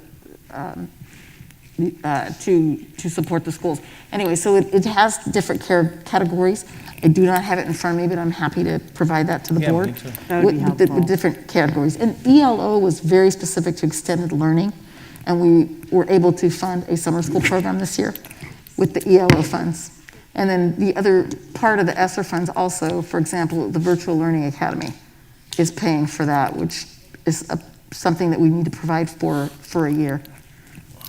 It would be helpful of the ESSER 1, 2, 3, ESSER 3 learning loss, would be helpful to know what we could spend that money on. I know you guys are moving stuff around. I just want to make sure that we get a chance to see. For example, one of my irritations is that we want textbooks. And is it possible that any of these ESSER funds can go to updated textbooks? I don't know. The ESSER funds, no. But what we can do is, we can purchase Possibly. other things out of ESSER, which Okay. frees up our unrestricted funds, which allows us to purchase textbooks. Okay. And we are currently looking, we will provide more information later, but we are looking at an ELA adoption as well as an ELD adoption, and that group's going to get going, and they're going to be piloting different materials. This is going to be happening at the K-8 level. And we plan on doing this like spring next year? We will have, if all things work correctly, we will have a presentation to the board, a recommendation for textbook adoption in March Okay. of 2022. And you said K-8, correct? K-8. So this will be something in the past, and this is just what I can speak to because I wasn't on the board then. Select schools were chosen, select teachers were chosen, and you could have different sites picking different textbooks. And so are we going to try to find a way where everybody at the K-8, all the kindergarten, all the first grade, all the second grade, can get together and decide this is something that's going to work for everybody? So we really appreciate a K-8 adoption. Typically, it doesn't work. K-5 doesn't necessarily agree with 6-8 in the adoption, so we do provide that flexibility. What we're doing is we have our curriculum council. We've done a needs assessment. You're going to hear a little bit about that a little bit later this evening. Okay. But we will form a committee with representatives from all schools, and we will be piloting the materials on the state adopted list, find what best meets our needs, and bring a recommendation to the board. But we are in the process of piloting. We will begin piloting in the fall and the winter. We're going to, Dr. Perez, it's 3 pilots we're going to do? We're going to narrow down. To 2. Elementary, we're going to narrow it down to 3 to be piloted. probably going to be 2 to 3. We're looking at the different programs. Okay. And just as a reminder, this is something the district must do, is provide aligned materials to the standards. And it was a finding last year in our FPM. So we are moving forward with that. This is something that we must do. So the ESSER funds have allowed us to free up some general fund money so we can do the textbook adoption. So I also just want to make sure, we're getting off track, and don't worry, John, I got one more question for you. Our students and teachers are under a lot of stress this year, so I want to make sure if we're asking people to pilot new programs and asking students to do new things, that we aren't saying, here's a little more on your stress level for these students. So if it's going to, I know we have to do it, and I know our curriculum in some areas is out of date, but I want to make sure that we're not, overloading people too much, and how can we make sure that it happens smoothly and isn't adding more hours into students and teachers' time. Absolutely. Because I've never piloted anything, but I can guarantee it's not easy. Textbook adoptions do take time. John, I just have one request. So when you show the pie, and it says we're spending 87% on certificated salaries. No, I did not say that. I What did you say? all employee costs equal 87%, which is the 4 categories: certificated salaries, classified salaries, administrative salaries, and benefits. Okay. So the certificated salaries, is there a way to break out, because you said on one of your slides that it includes like superintendents and principals? No. And it's, The certificated salaries just represent the teachers in this case. go back a slide. He had that. Certificated salaries or credentialed staff includes teachers, librarians, nurses, I counselors, agree, psychologists, but I principals, broke and it out. I superintendent. broke it out in the pie for you right there. Okay.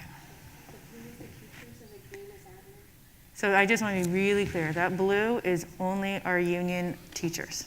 Yeah. Can we get this emailed to us? Because some of those are really small. Yep, that's fine. Great. Thank you.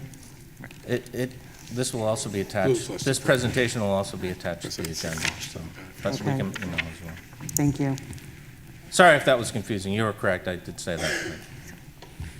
I broke this out from the previous district I worked for, so this was, it was asked for me to do, and I just kept it. I thought it was good. Any more questions around the changes from what we were talking about? Just an editorial comment. One-time funds is good and bad. It's like, oh, I can buy a Band-Aid, I can stop the bleeding, and then next year I don't have the money for the Band-Aid and I bleed. Or we have money for a virtual academy this year. What happens next year when we don't have those funds and we find that as a viable source? Hopefully our ADA, that'll increase ADA funding that can fund that. But it's very difficult to run a business or to run your life. You're like, okay, well, here's a one-time bonus, and then you spend that, you get used to that, and then that goes away and you don't have funds. Agreed. It's like I have apples this year, like the one teacher was saying, and next year I don't have apples, so it's frustrating. Yeah, and that, again, understand. as I said last month, the majority of the new money that we're getting from the state is one time. And they're, it's greatly appreciated, but it's hard to sustain programs or, One-time money should equal one-time expenses, Right. and if you create one-time money for ongoing expenses, you have a budget. Yeah, you're in trouble. Correct, exactly. All right, so, okay, what's in the fund balance? In June, we were estimating the fund balance to be $3.2 million. The actual ending fund balance is $5.8 million. It's broken out here. The restricted reserves are $3 million of that $5.8 million, and the assigned balances or the unrestricted is just over $3 million, and that includes carryovers. There is an instructional materials reserve that was asked for last year, I believe, that we are planning to spend some of that on, and the budget stabilization reserve. I think that an increase in fund balance for 2021 is definitely good news. I think a little bit of it was expected. We weren't gonna.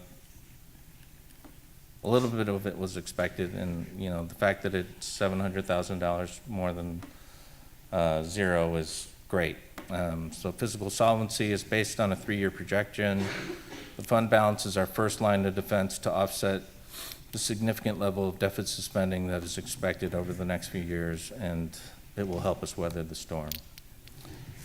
And this is just a summary of all our different funds. I think there was a question around building funds. So as of June 30th, there's $12 million left, but that doesn't mean that that hasn't been accounted for projects that we haven't received the bills for. Capital Facilities Fund, which is the fund you're asking about left. The ending fund balance in that is just over $2 million. Any questions? I know I've been getting Here's a question. I know I've been getting them as we were moving, but I'm glad to answer any of theirs. When are we going to see the 3-year projection budget? Yeah, that's when I talk about the current year budget, the first one will be first interim, which will be in probably November. Could be October, depending on but it's generally November. Okay. You said November, but I think they teach you in your Does class. anybody I've not talked It about comes in the December, budget yeah. at all tonight. This was to close last year. We haven't done much with this year's budget. We'll tighten up what we projected the budget to be as of October 30th, and we'll get back to you when the first interim report. Okay, thank you. Can I have a point of order? Is it possible that students could do their reports? They've been doing it time. We're going to take a 5-minute break because I've been asked that they need to adjust the camera for the viewers at home. Something has happened and they're not able to see. Let's take a 5-minute break. So let's take a 5-minute break.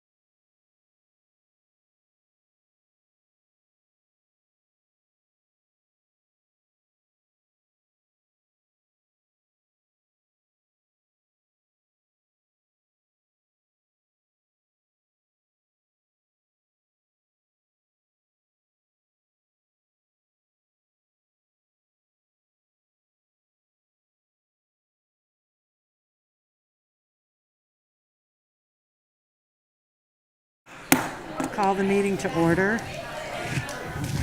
Reconvene. Reconvene. Reconvene. Oh, reconvene the meeting. We need to take a vote on item 12B, 2020-2021 unaudited actual financial reports. Can I get a motion to approve? I move that we approve. Can I get a second? I'll second. All those in favor? Aye. Those opposed, 0, with 1 abstaining. Now we're going to go back to 7, communications. A, student board members report, and we're going to go with Caitlin Antonetti first.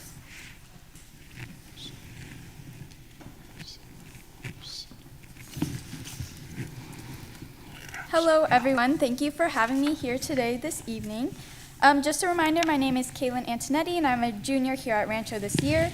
From our last meeting, I mentioned that Rancho's main goal was to reconnect and welcome all students onto our campus. As a welcome gift, our ASB class cut out a paper heart for each student and faculty member on our campus and hand wrote on them, "Home is where the roar is, welcome home Cougars," and handed them out individually to each student on our campus. And so yeah, this is what it looked like, all handmade. And in the past month, we've been up to so much. We had our annual clubs rush on August 31st at lunch, which was a huge success. Each club had multiple sheets full of names to sign up, and we have a total of 14 clubs on campus as of now, a few including Environmental Club, California Scholarship Federation, Dance Club, GSA, and many more. We also held our first Spirit Week of the year. This included Comfy Day, Beat the Heat, Sports Day, Rancho Blowout, and many students on campus participated in each Spirit Day and were able to collect Spirit points for their class. Our Issues Commissioner also put on our first school supply drive, and we ended up collecting a large pile of supplies to be donated throughout Rancho, Lawrence Jones Middle School, Technology Middle School, and Richard Crane Elementary School. We had our first blood drive of the year, partnering with Vitalent on September 16th, and had over 30 participants, which meant we collected over 30 pints of blood to help save lives.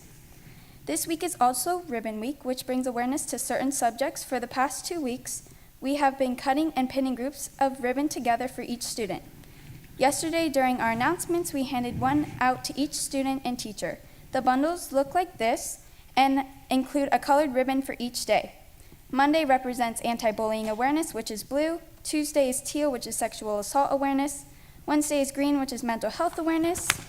Thursday is rainbow, which is LGBTQ+ support. And Friday is red, which is drug and alcohol abuse awareness.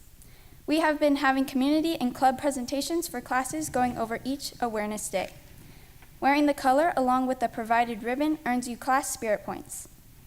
As an ASB class, we have also decided to host a theme for each football game this year. Last Friday at the Rancho versus Montgomery game, our theme was Whiteout. Many students came out to support our team and brought the school spirit all the way to the Monty's home field.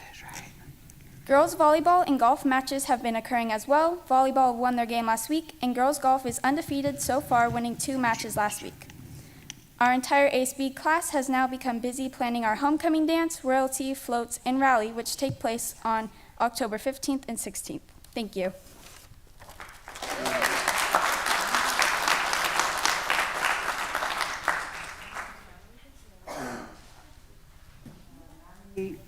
Dennis?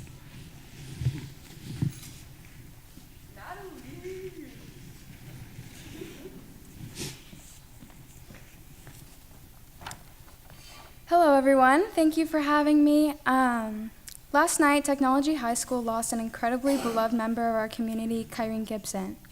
It goes without saying that we are all so devastated. This loss has hit our community hard and will not be forgotten. Kyrene Gibson was not only a classmate, but a friend and a ray of sunshine in all of our lives. It's hard to imagine life without her. Today, we were fortunate enough to have outreach resources in the Student Center open for any students to have the opportunity to talk to a professional.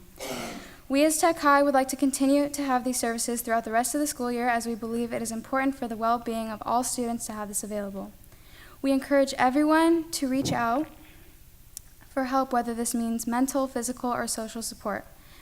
With this being said, I would like to skip the usual formalities in my board report and instead say a few words in her honor.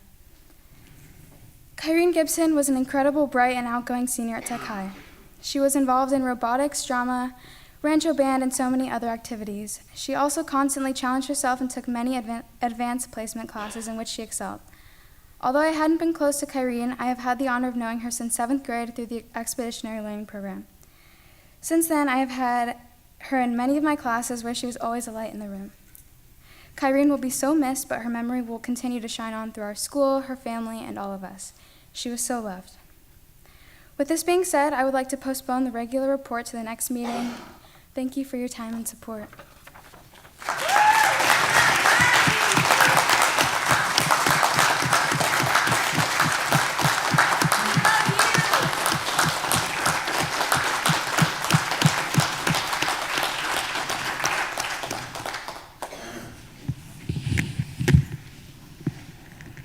Thank you.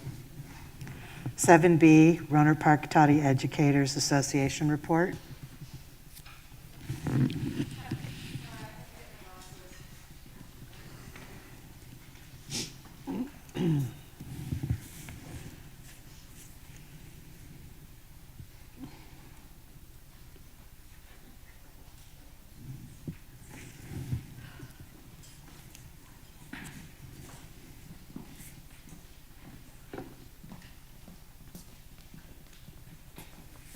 Good evening.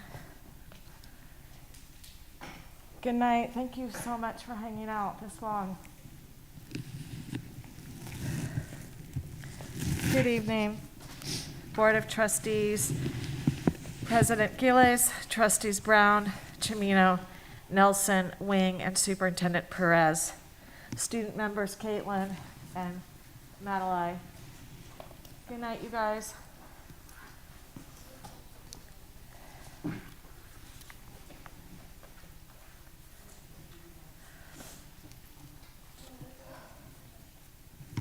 You're all good.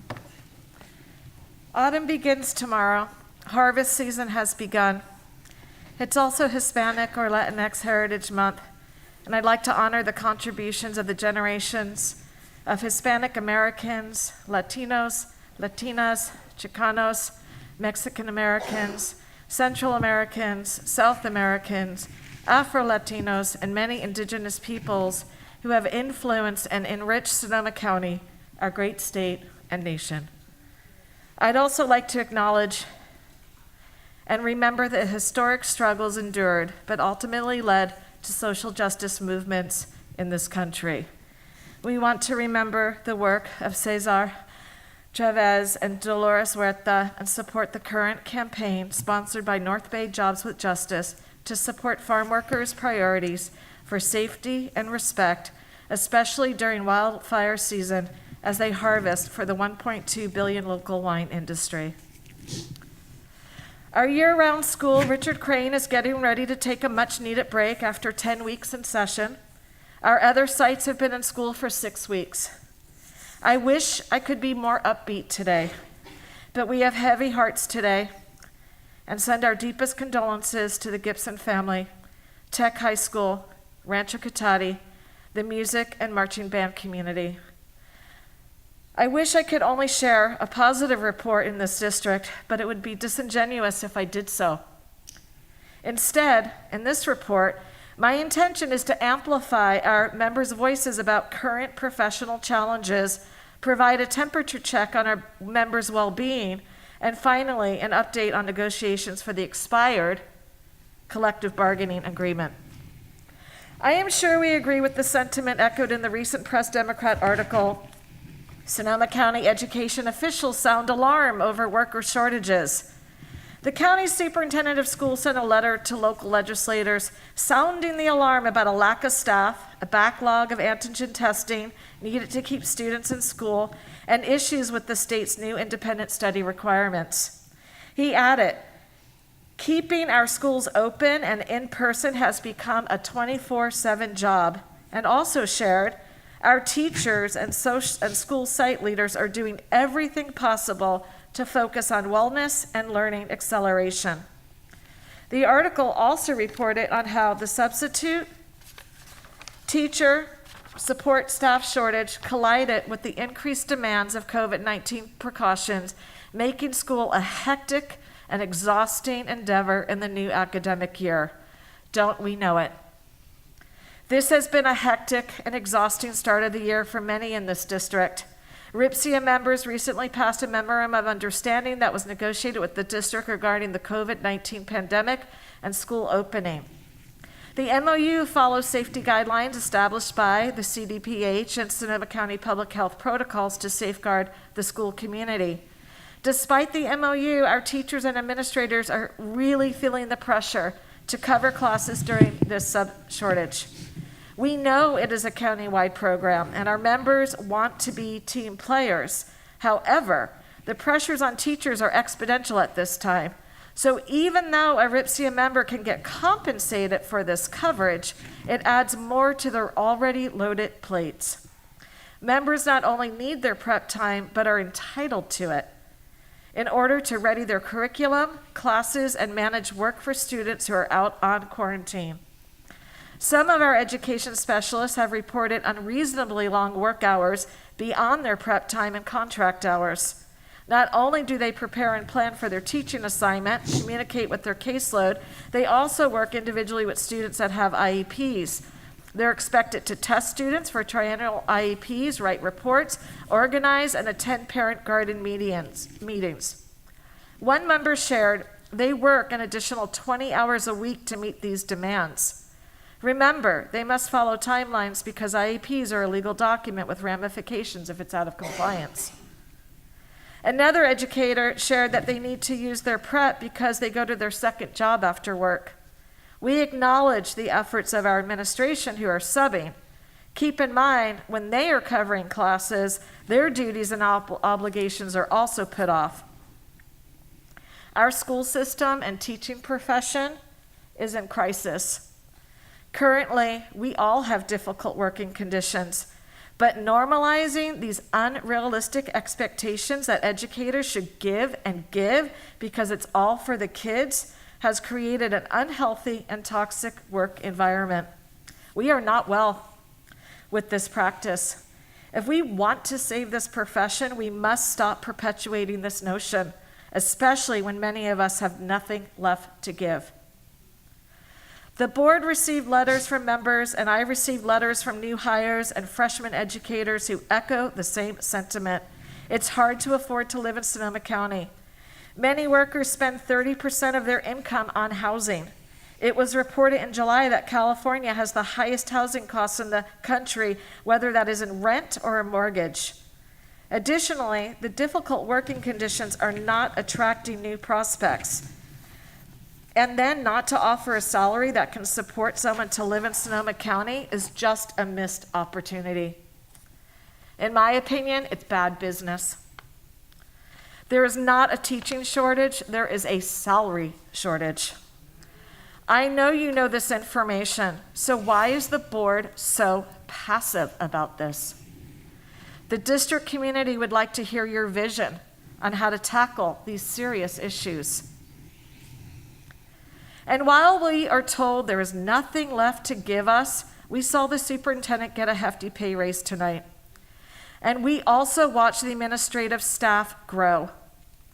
The most recent of which is the Assistant Director of Student, Family, and Staff Wellness, Christina Tank Cristetto. Welcome. One focus of this position will be on staff wellness. There's an obvious need, and I hope a well-rounded wellness program, there is an obvious need, and I hope a well-rounded wellness program can be implemented. I do not need to point out the irony that the day the wellness survey was pushed to all staff, RIPSIA received a counter to the CBA. We were not prioritized. It was demoralizing. It was disheartening again. The disconnect on these optics is puzzling. On September 16th, the district responded to our last bargaining proposal that was submitted on August 9th, 2021. This letter came with an accusatory tone, suggesting that RIPSIA has not been flexible nor timely. This is simply not the case. Over the past 2 years, RIPSIA e-board and bargaining teams have written multiple MOUs, responded in a timely manner to offers, and prepared for each and every meeting. We have continuously bent over backwards to be accommodating in a joint effort to move things forward. To characterize our recent refusal to continue to do this as a pattern is misleading and, quite frankly, disrespectful. Our critical argument is that we are an afterthought. The CRPUSD bargaining team gave their last and best final offer without supplying all the information. We have the right to review financials, but we did not receive them on the day they were due to us. This is the point at which we were not willing to offer a counter. There is a disconnect in how we each view the bargaining process. With a new superintendent and new board members, some of us were hopeful that stagnation and salary increases and tactic of one-year deals would diminish. We were hopeful the motto, "We are a team," would have fidelity. Instead, it feels like we're at an impasse. We are stalled, and this is not what we want. The district's position is always, we don't have the money for teachers. And RIPSIA continues to have to advocate for COLA because you don't have our interest in mind, even as Governor Newsom gave a provision for a 5.07 COLA in the local control funding formula for this year. The fact that the district is only proposing a change for 1 year further shows that they have no vision for the future.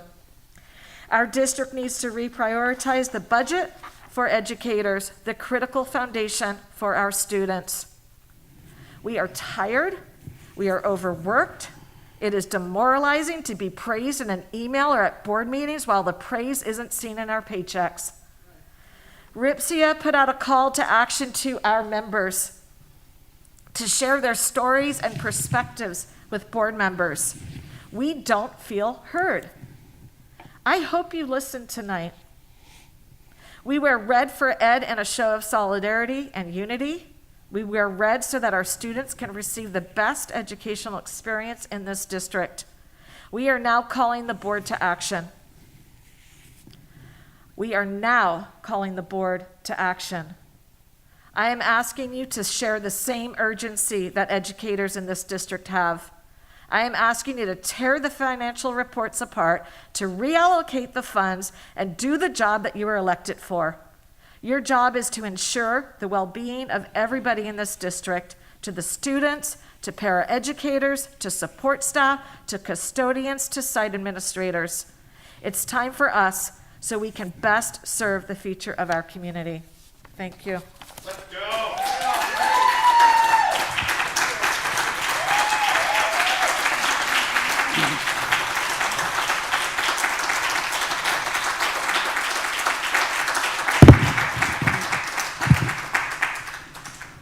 Item 7C, receipt of official correspondence. We do not have any correspondence Thank you. for the board this evening. Consent agenda, items 8A through 8M. Can I get a motion to approve the consent agenda? I move that we approve the consent agenda. Can I get a second? I'll second. All those in favor? Aye. Those opposed? 0, with 1 absent. Item 9, educational services. A, public hearing regarding sufficiency of instruction materials. So item A is the holding of a public hearing regarding the sufficiency of instructional materials. So there's a requirement that the board conduct a public hearing for the purpose of determining the sufficiency of textbooks in math, history, social science, science, reading, and language arts. The following item is the resolution determining the sufficiency. So these kind of go. I can barely hear anything you just said. I'm sorry. So the 9A is the public hearing regarding sufficiency of instructional materials. Oh, so I need to open the public hearing? Yeah.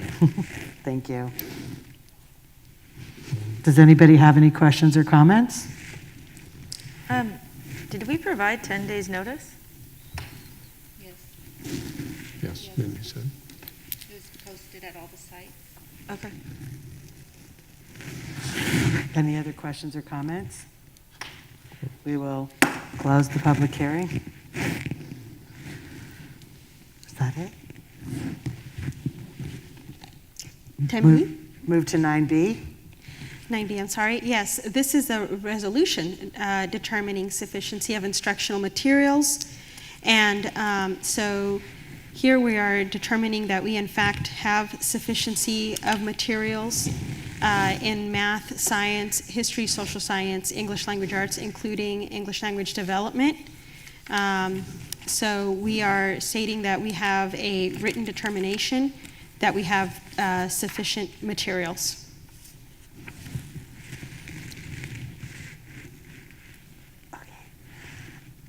So this is a resolution. Yes, does anybody have any questions or comments? Roll call vote, please. Well, how about a first and a second? Oh, sorry. That's okay. Can I get a motion to approve item 9B, resolution 2022-4, determining sufficiency of instructional materials? So moved. Can I get a second? I'll second. Roll call vote, please. Trustee Brown? Yes. Trustee Chimino? Yes. Trustee Gillis? Yes. Trustee Wing? Yes. Thank you. 9C, approval of 2021-22 California Interscholastic Federation representatives.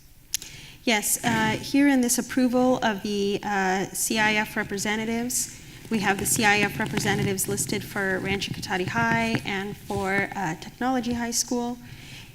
So we are saying that these individuals are being recommended to be representatives to serve for this school year.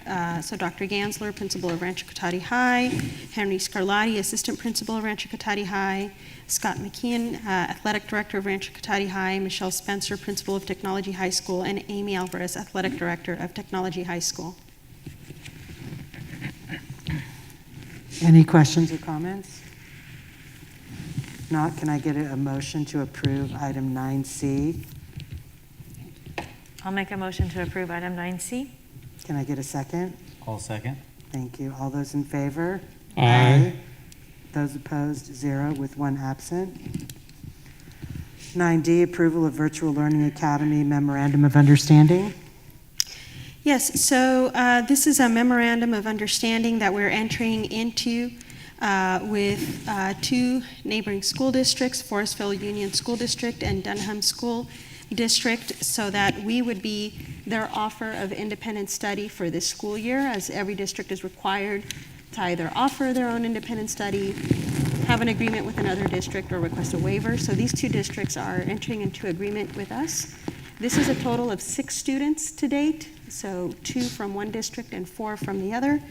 And so it doesn't represent a very large number of students that are coming to us, but we make an agreement that for the remainder of the year, any inter-district transfers from these 2 school districts would be accepted into our virtual academy. Any questions or comments? I do have one question. So of the 149 students that are on the enrollment report that are in the Virtual Learning Academy, you said 9? No, 6. Sorry, 7. Yes, 7. 2 from Forestville and 2 from Forestville, 5 from Dunham. But we have a total of 14 out-of-district kids that have come through other means, but of those, 7 are through this agreement. So through this agreement, we have to accept these students. Yes. And then we have the option of accepting other students from outside the district as well. Correct. Okay. We have to take them, right? We don't. Only from these 2 districts we Right. have to, yes. And they're Okay. small districts, so we feel this is a very attainable commitment. Okay. Any other questions? If not, can I get a motion to approve item 9D? I move that we approve 9D. Can I get a second? I'll second. Thank you. All those in favor? Aye. Those opposed, 0, 1 absent. Item 9E, revise the required community service graduation requirement. Yeah, so as you know, last year we suspended the requirement for community service because of the pandemic. So that has a rolling effect on graduating classes. So this is revising those requirements so that this year's seniors would complete 10 hours, they've been impacted all the way back to 10th grade, when we had a shutdown. So 10 hours, it would be their requirement for this year. And then the following year's class, the juniors would complete 20. And then after that, we resume back to the 40, provided nothing else happens. So this year's sophomores would have to do 40 hours before they... Correct. And same thing with, so this year's freshmen and sophomores? Correct. Why wouldn't we make the sophomores only 30? So the sophomores, for the last 2 years, weren't able to do, ideally, unable to do anything. So this year's sophomores would only, it seems like would do 30. Most high school students do complete this requirement as they move up in their grades. And this is just a really important part of their foundation education and giving back to the community. That's why the schools felt that for the freshmen and the sophomores, returning back to the 40 was something that was attainable for them. As they do have, the sophomores do have 3 years to complete 40 hours. But I understand that, we could have gotten it down to 30, but I think the feeling from the schools was that this is something that enriches our students when they engage in community service. And it was just absolutely very impossible, really, for the seniors of this year and next year's graduating class. So with the stress of this year that we've been hearing from students and teachers, is it appropriate that we're asking students to do 10 hours this year and adding something on their plate? And can they do it virtually? Is there like some parameters that can be opened up from previous years? That was kind of what I was thinking is like, what about the students that are doing virtual learning who don't feel comfortable enough to go to school? How are they going to be comfortable to go out to a community to do community service? Yeah, and there's a variety of ways. Like for virtual academy students, they could certainly support in tutoring the younger virtual academy students. There are a number of avenues under which this volunteer, this community service can occur for students. I think, that it's important that students do focus on the needs of their community so that, as they graduate, they go out into our community prepared to engage further. But certainly if this is something that, we need to look at again, more than happy to.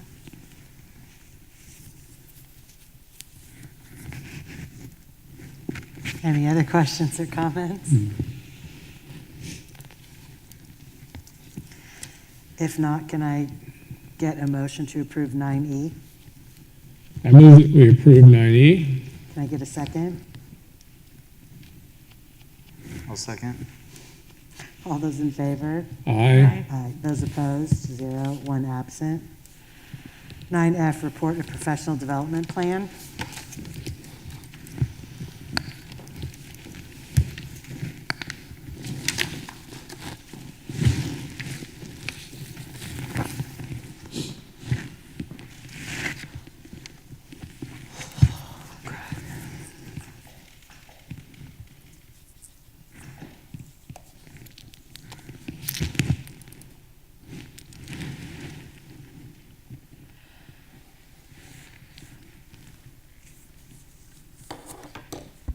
Can you hear me okay?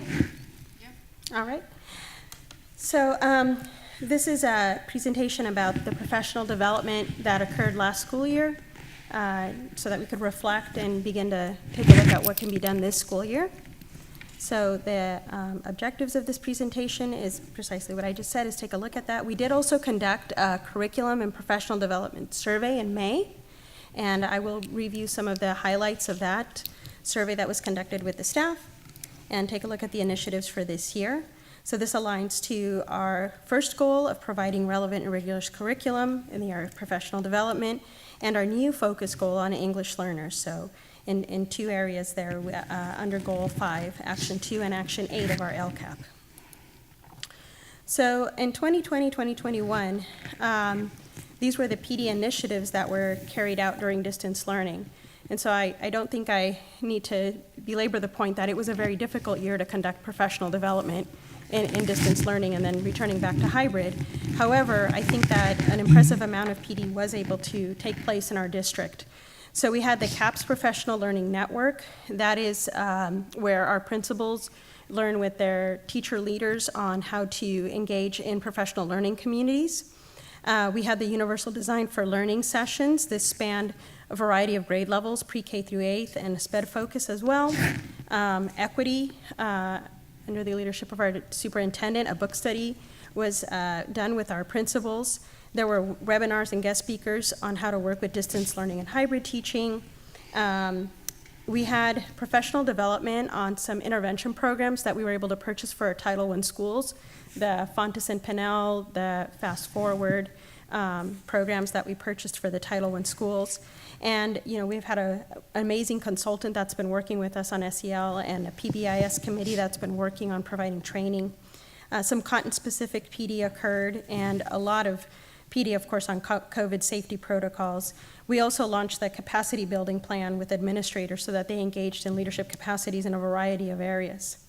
So the outcomes of this were that, you know, we had the principals that participated in CAPS. They found that to be very effective, and in fact, we're continuing that this year. I think it was the one day our elementary principals got to not think about COVID all day, and they were able to attend the first day of this training, along with some were able to bring one teacher, and unfortunately for some, they were not able to bring a teacher to the training, but our principals have reported that this is something that is transformational on their campuses for learning and growing.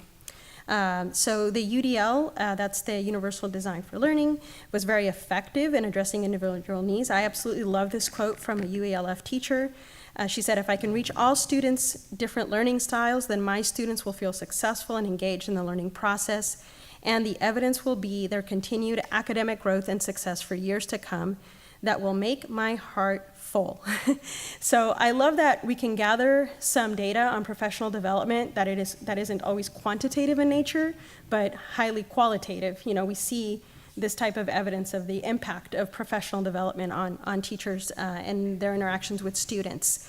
We know that the SEL training was very well received. We had over 140 teachers participate in those Zoom sessions last year. That PD is continuing this year as well. And the book study that was done really set a foundation for common language, and that is work that we are hoping to set aside more time to do professional development on equity this year. And the leadership capacity building was successful in laying a foundation for some of the critical work that we're doing this year in regards to parent engagement, English learners, and the curriculum work that we're able to do in the district, despite the many obstacles that we have. The needs assessment that we did clearly indicated a desire for more intervention, professional development, what we call the Tier 2 intervention programs. We saw that across the board at all different levels. A desire for professional development and supporting special populations was clearly across the board, with English learners appearing at every level. Definitely a desire for cultural responsive type training, some specific in some of the more middle grades around project-based learning as a means to engage in culturally responsive teaching. And teachers have requested, you know, training in the Common Core State Standards, unpacking the standards, and you know, taking a look at that content-specific training. Technology, I think we've seen a bit of a decrease in request for technology PD. I think teachers, a lot of them figured it out or really availed themselves of the supports that were in place last year. And so we have a significant decrease in request for technology PD going into the new school year. So that leaves us to the steps for our initiatives, but I didn't want to jump into just talking about what we want to do this year without recognizing the many barriers that we have, including the significant substitute shortage. That is a tremendous impact to whatever PD we can do in the district. Site administrators providing, you know, coverage as well impacts their attending professional development. The SEL needs, we recognize this is increased hours after work, as well as the contact tracing. The increase in independent study students has also increased the workload. Despite these many obstacles, we remain committed to providing access to meaningful professional development to our staff. and we are looking for creative solutions to these challenges. It really feels like, not the easiest task to engage in, but if we don't focus on professional development, we can't move forward with learning and growing in our district. So here's what we are looking at as initiatives for this coming school year. Some of these are already in place. We are a district that is putting in place some new systems that were highly needed in policies and procedures. We're very excited to launch Informed K-12. That's a form routing system that we brought to the board last year. That requires training in a systems way. Evaluated is an employee evaluation system. Principals have begun to receive professional development. That is going to streamline, support, and create more transparency in the evaluation process. And it allows us to gather data more meaningfully to support our staff and principals. Forecast 5 is something that was in the consent agenda item. And this is a contract for data visualization, and that's going to help our principals and PLCs do meaningful work with data more readily accessible, because this is going to help us triangulate different data points. The reclassification process of our English learners has been revamped, and we are providing more training in that area, and those are new policies that we've rolled out. Independent study, tremendous changes in policies and procedures that have required professional and technical skill development. Of course, all the contact tracing and COVID testing. Those are all other areas of professional development that have been needed this school year. For curriculum, we do have a timeline, a process for the ELA-ELD adoption. That committee is already underway. Just earlier today, the committee met. They do meet after hours. They will potentially need to work on some Saturdays because it's very difficult to do this in any other manner.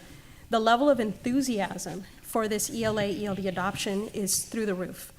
Teachers are extremely excited to hear that we're going to finally have curriculum that's aligned to the state standards. So despite the many pulls for teachers right now, this is something everybody's really getting behind and wanting to dedicate time to. So we have a PD plan for the new literacy programs. We had extensive training on the Fontes and Pinnell guided reading, intervention reading materials. We're continuing that training. That was not a one and done. We have our curriculum specialists continuing to support the schools that receive those materials and training, and our VLA teachers are receiving training as well in the programs that they're using at the Virtual Learning Academy. For the first time, I believe, in many years, we held 5 days of professional development in August for our administrators, and presentations on a broad range of topics. And we felt this was really meaningful time for our administrators to grow and learn together. We engaged in a process of reading an article called Restorative Restart. Each school has identified the actions that they wanted to engage in as part of the Restorative Restart process this year.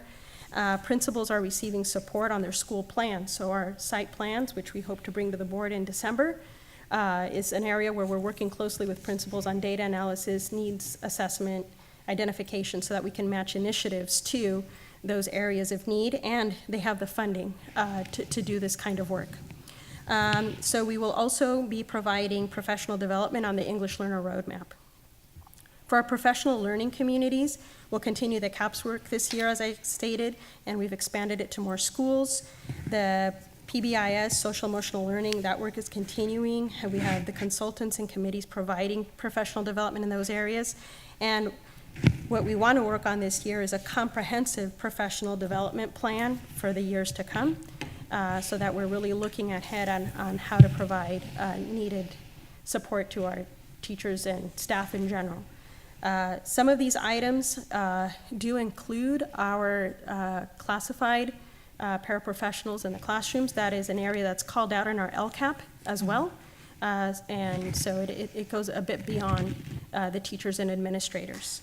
And so with that, if you have any questions about our professional development analysis of last year and where we're looking to go this year, I'm more than happy to answer. I have a quick question about the math curriculum. We're not changing math again, are we? So there isn't an adoption for math. It is alignment. So what we're looking for in math, so we're doing an ELA-ELD adoption. That will be new materials. Yep. What we're doing with math is alignment and articulation. So to ensure that what students are learning in 5th grade will help support them 6th through 8th. What students are doing in middle school will help support them in high school. Okay, so that it's not like we're going from the math we learned to this Common Core like, we're not switching like that. We don't have to talk about how we feel like math. 2 + 2 still equals 4. Like, So we will continue to support our teachers with the Eureka Math adoption. okay. That is an area that I am learning more and more about. We do have a math curriculum specialist who came from middle school, so perfectly placed. She is now really expanded out and working with both elementary and high school math teachers. So that's going to be more of an alignment and articulation work that is happening. I just don't want to relearn a third math type. I can't. Question. So I think we talked about new books, pilot programs, and I was wondering, is there any consideration for English learners, especially like in math? I would like to know if we're going to have it in a language that they'll be able to move forward on and not have to learn the language to learn the math. Yeah, and you raised such a great point. So when we do the ELD adoption, we're looking at curriculum that helps develop all the forms and functions of language and academic vocabulary that should support students in all content areas. That is the focus that should occur in English language development. But like someone who's at like a much higher coming in that doesn't speak English, who comes here, who has a much higher understanding of math, there's like a big curve, right, where they're not going to be able to understand these complicated math terms because they don't have the basic understanding of math and of English. Yeah. So where's that support? That's if we're looking into new materials. Like I grew up around here and I have a lot of friends who came here and didn't speak English, and it was a very negative experience to them, and it held them back. And Trustee Chimino, you're really speaking to my heart right now. I came back into this country in the 11th grade and experienced precisely what you described. That needing to be able to prove that you are a person that has intelligence and capability, and that your English will eventually catch up. You just need people to hang in there with you and support you. So what we need to do is really focus on the strategies that all our content area teachers engage in supporting English learners. So in that regard, it isn't so much a matter of what curriculum we're putting in front of the students, but how the teachers support, scaffold for, and find an entry point into the curriculum for students, and finding other ways to ask how you can show proficiency in math. That is a heavy lift on the professional development side. And we are beginning to do more exploratory work, in particular here at Rancho Cotati High School, more and more meetings with the English learner leaders here to see what are the needs of the students here, and as well need to do this work at the middle school. So it's a matter of the teaching strategies in which teachers find those entry points for English learners. Thank you. Thank you. Any more questions or comments? Thank you so much for your time. Item 10, Personnel Services. Item 11, Business and Operations Services.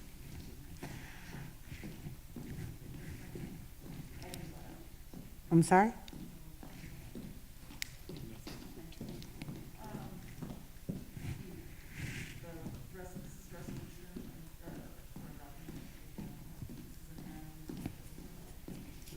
Oh, you went to 12C.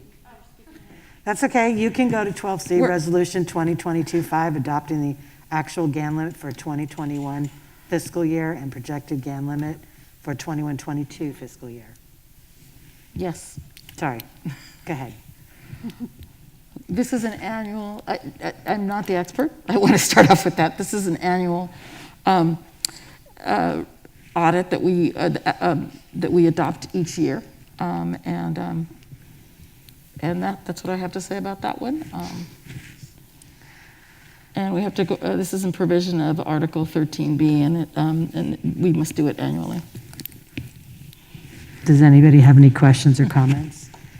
If not, can I get a motion to approve item 12C, Resolution 2022-5? I move that we, if I turn this thing on, you can hear me. I move that we adopt Resolution 2022-5, adopting the GAN limit for the 2020-21 fiscal year and the projected GAN limit for the 2021-22 fiscal year. Thank you. Can I get a second? I'll second. Thank you. All those in favor? Roll call. Oh, roll call vote, sorry. You do that. I saw it just as I said it. You caught yourself. Trustee Brown? Yes. Trustee Chimino? Yes. Trustee Gillis? Yes. Trustee Wing? Yes. Item 12D, supplemental sunshine of initial proposal 2021-2022 negotiations with Rohnert Park Katati Educators Association. Yes, this is presented to the board for public comment. This is the sunshine from SEIU. This one says, 12D says RIPSIA. SEIU is 12D. Oh, I'm so sorry. That's okay, it's been a long evening. Yes, what we did is we're adding, Ms. Hanson, are you here? This is to negotiate the successor contract. We did not do that previously, so this is a supplement in addition to June 8th initial proposal. Any questions or comments? Do we need to vote on this? Can I get a motion to approve 12D, supplemental sunshine of initial proposal for 2021-2022 negotiations with RIPSIA? I'll make a motion to approve 12D. Can I get a second? I'll second that. All those in favor? Aye. Aye. Those opposed, 0, 1 absent. 12E, initial proposal from SEIU for 2021-22 contract reopener negotiations. So now we have the sunshine letter from SEIU, and you can see the different articles that the SEIU is interested in opening on, and we're seeking your approval. Do we have to vote on this one too? Do we take a vote on this? Yes, all of these? Okay. Can I get a motion to approve 12E, initial proposal from SEIU for 2021-22 contract reopener negotiations? I make a motion to approve 12E. Thank you. Can I get a second? I'll second. All those in favor? Aye. Those opposed? 0, 1 absent. 12F, initial proposal for 2021-22 negotiations with SEIU Local 2021. So before you, you have the proposal, the district's proposal or response to SEIU's items, It just took a while. which we need approval on. Any questions? Can I get a motion to approve 12F, initial proposal for 2021-2022 negotiations with SEIU Local 2021? I make a motion to approve 12F. Can I get a second? I'll second. All those in favor? Aye. Those opposed, 0, 1 absent. Item 12G, resolution recognizing Suicide Prevention and Awareness Month.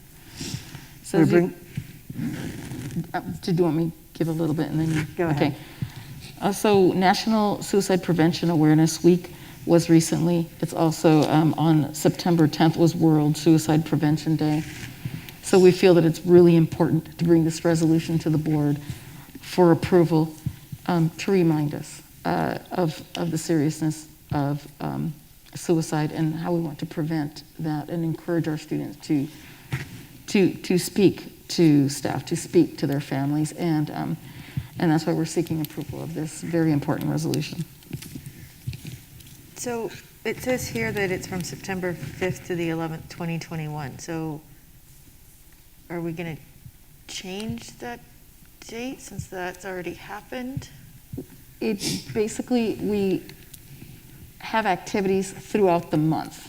So we will continue to celebrate it. Although I wanted to give you the exact dates, it is something that we will continue to talk about with our students at our schools. I have a little something to read regarding that. We're bringing forward this resolution because September is Suicide Prevention Awareness Month, and this week is Suicide Prevention Week, but it's something we must pay attention to every day of every year. Just yesterday, we lost a precious young person, a student at our schools who died by suicide. We have mental health resources for young people and families posted on our website. We have counselors at our schools, and our community has many resources. But the difference can be us. Pain isn't always obvious, but most suicidal people show signs that they are thinking about suicide. We have a handout on knowing the signs of suicide here tonight, and it's posted on our website. There are many great community resources as well.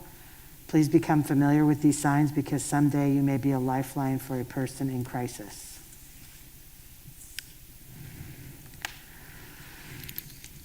Did anybody else have any questions or comments about item 12G?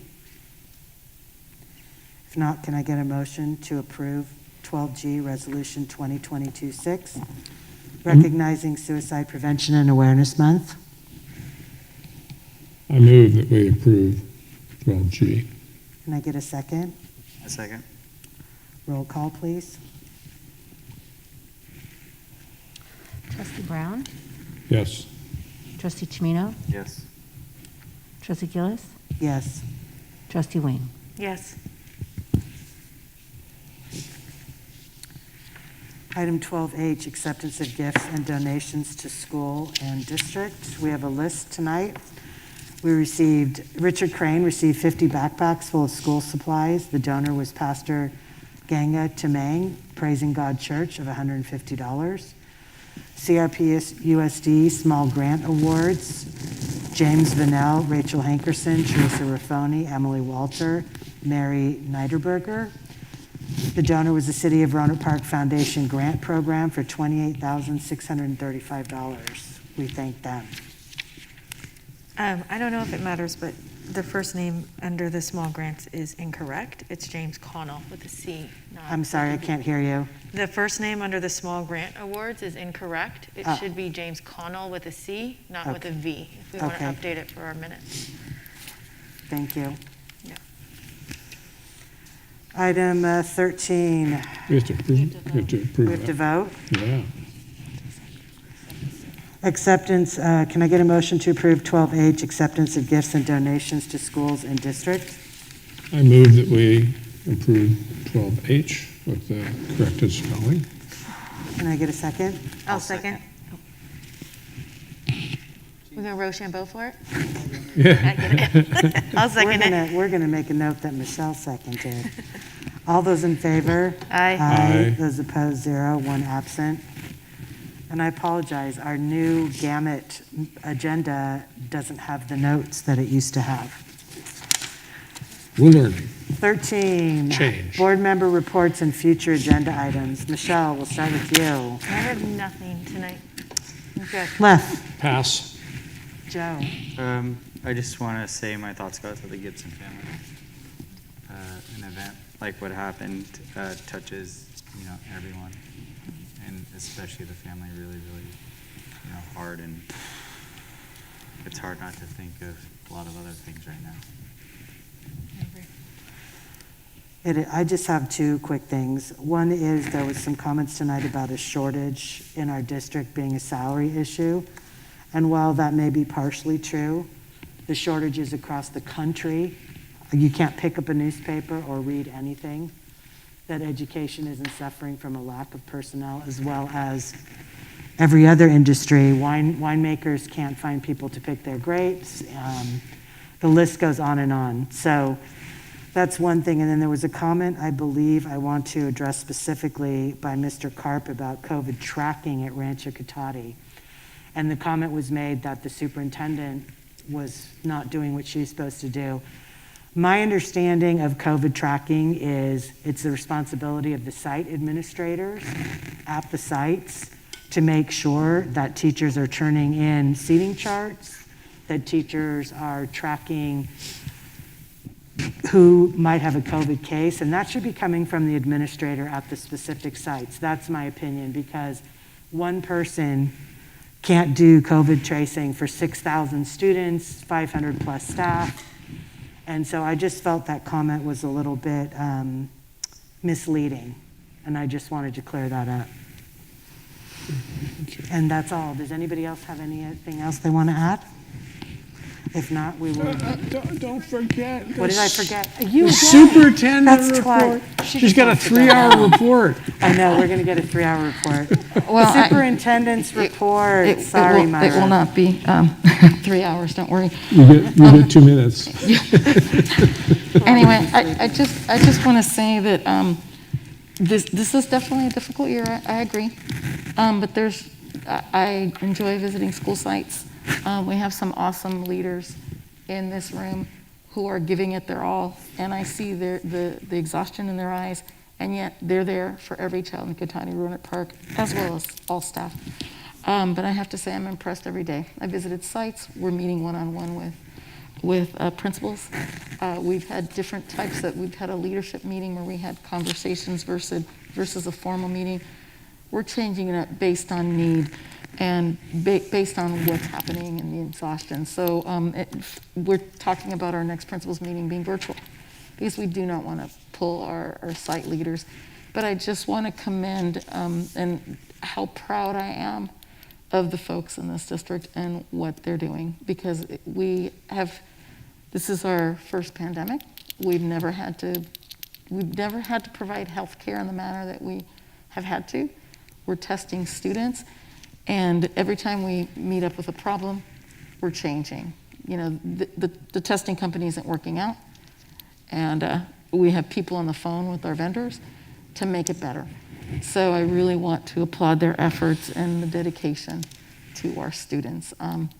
I agree wholeheartedly. It is a very difficult year, and the staffing shortages, which are occurring everywhere, can be a challenge. But it's a wonderful team, and that's my report. Now we'll adjourn the meeting. Yeah, we adjourn the meeting. Meeting's adjourned. Sorry. Halloween.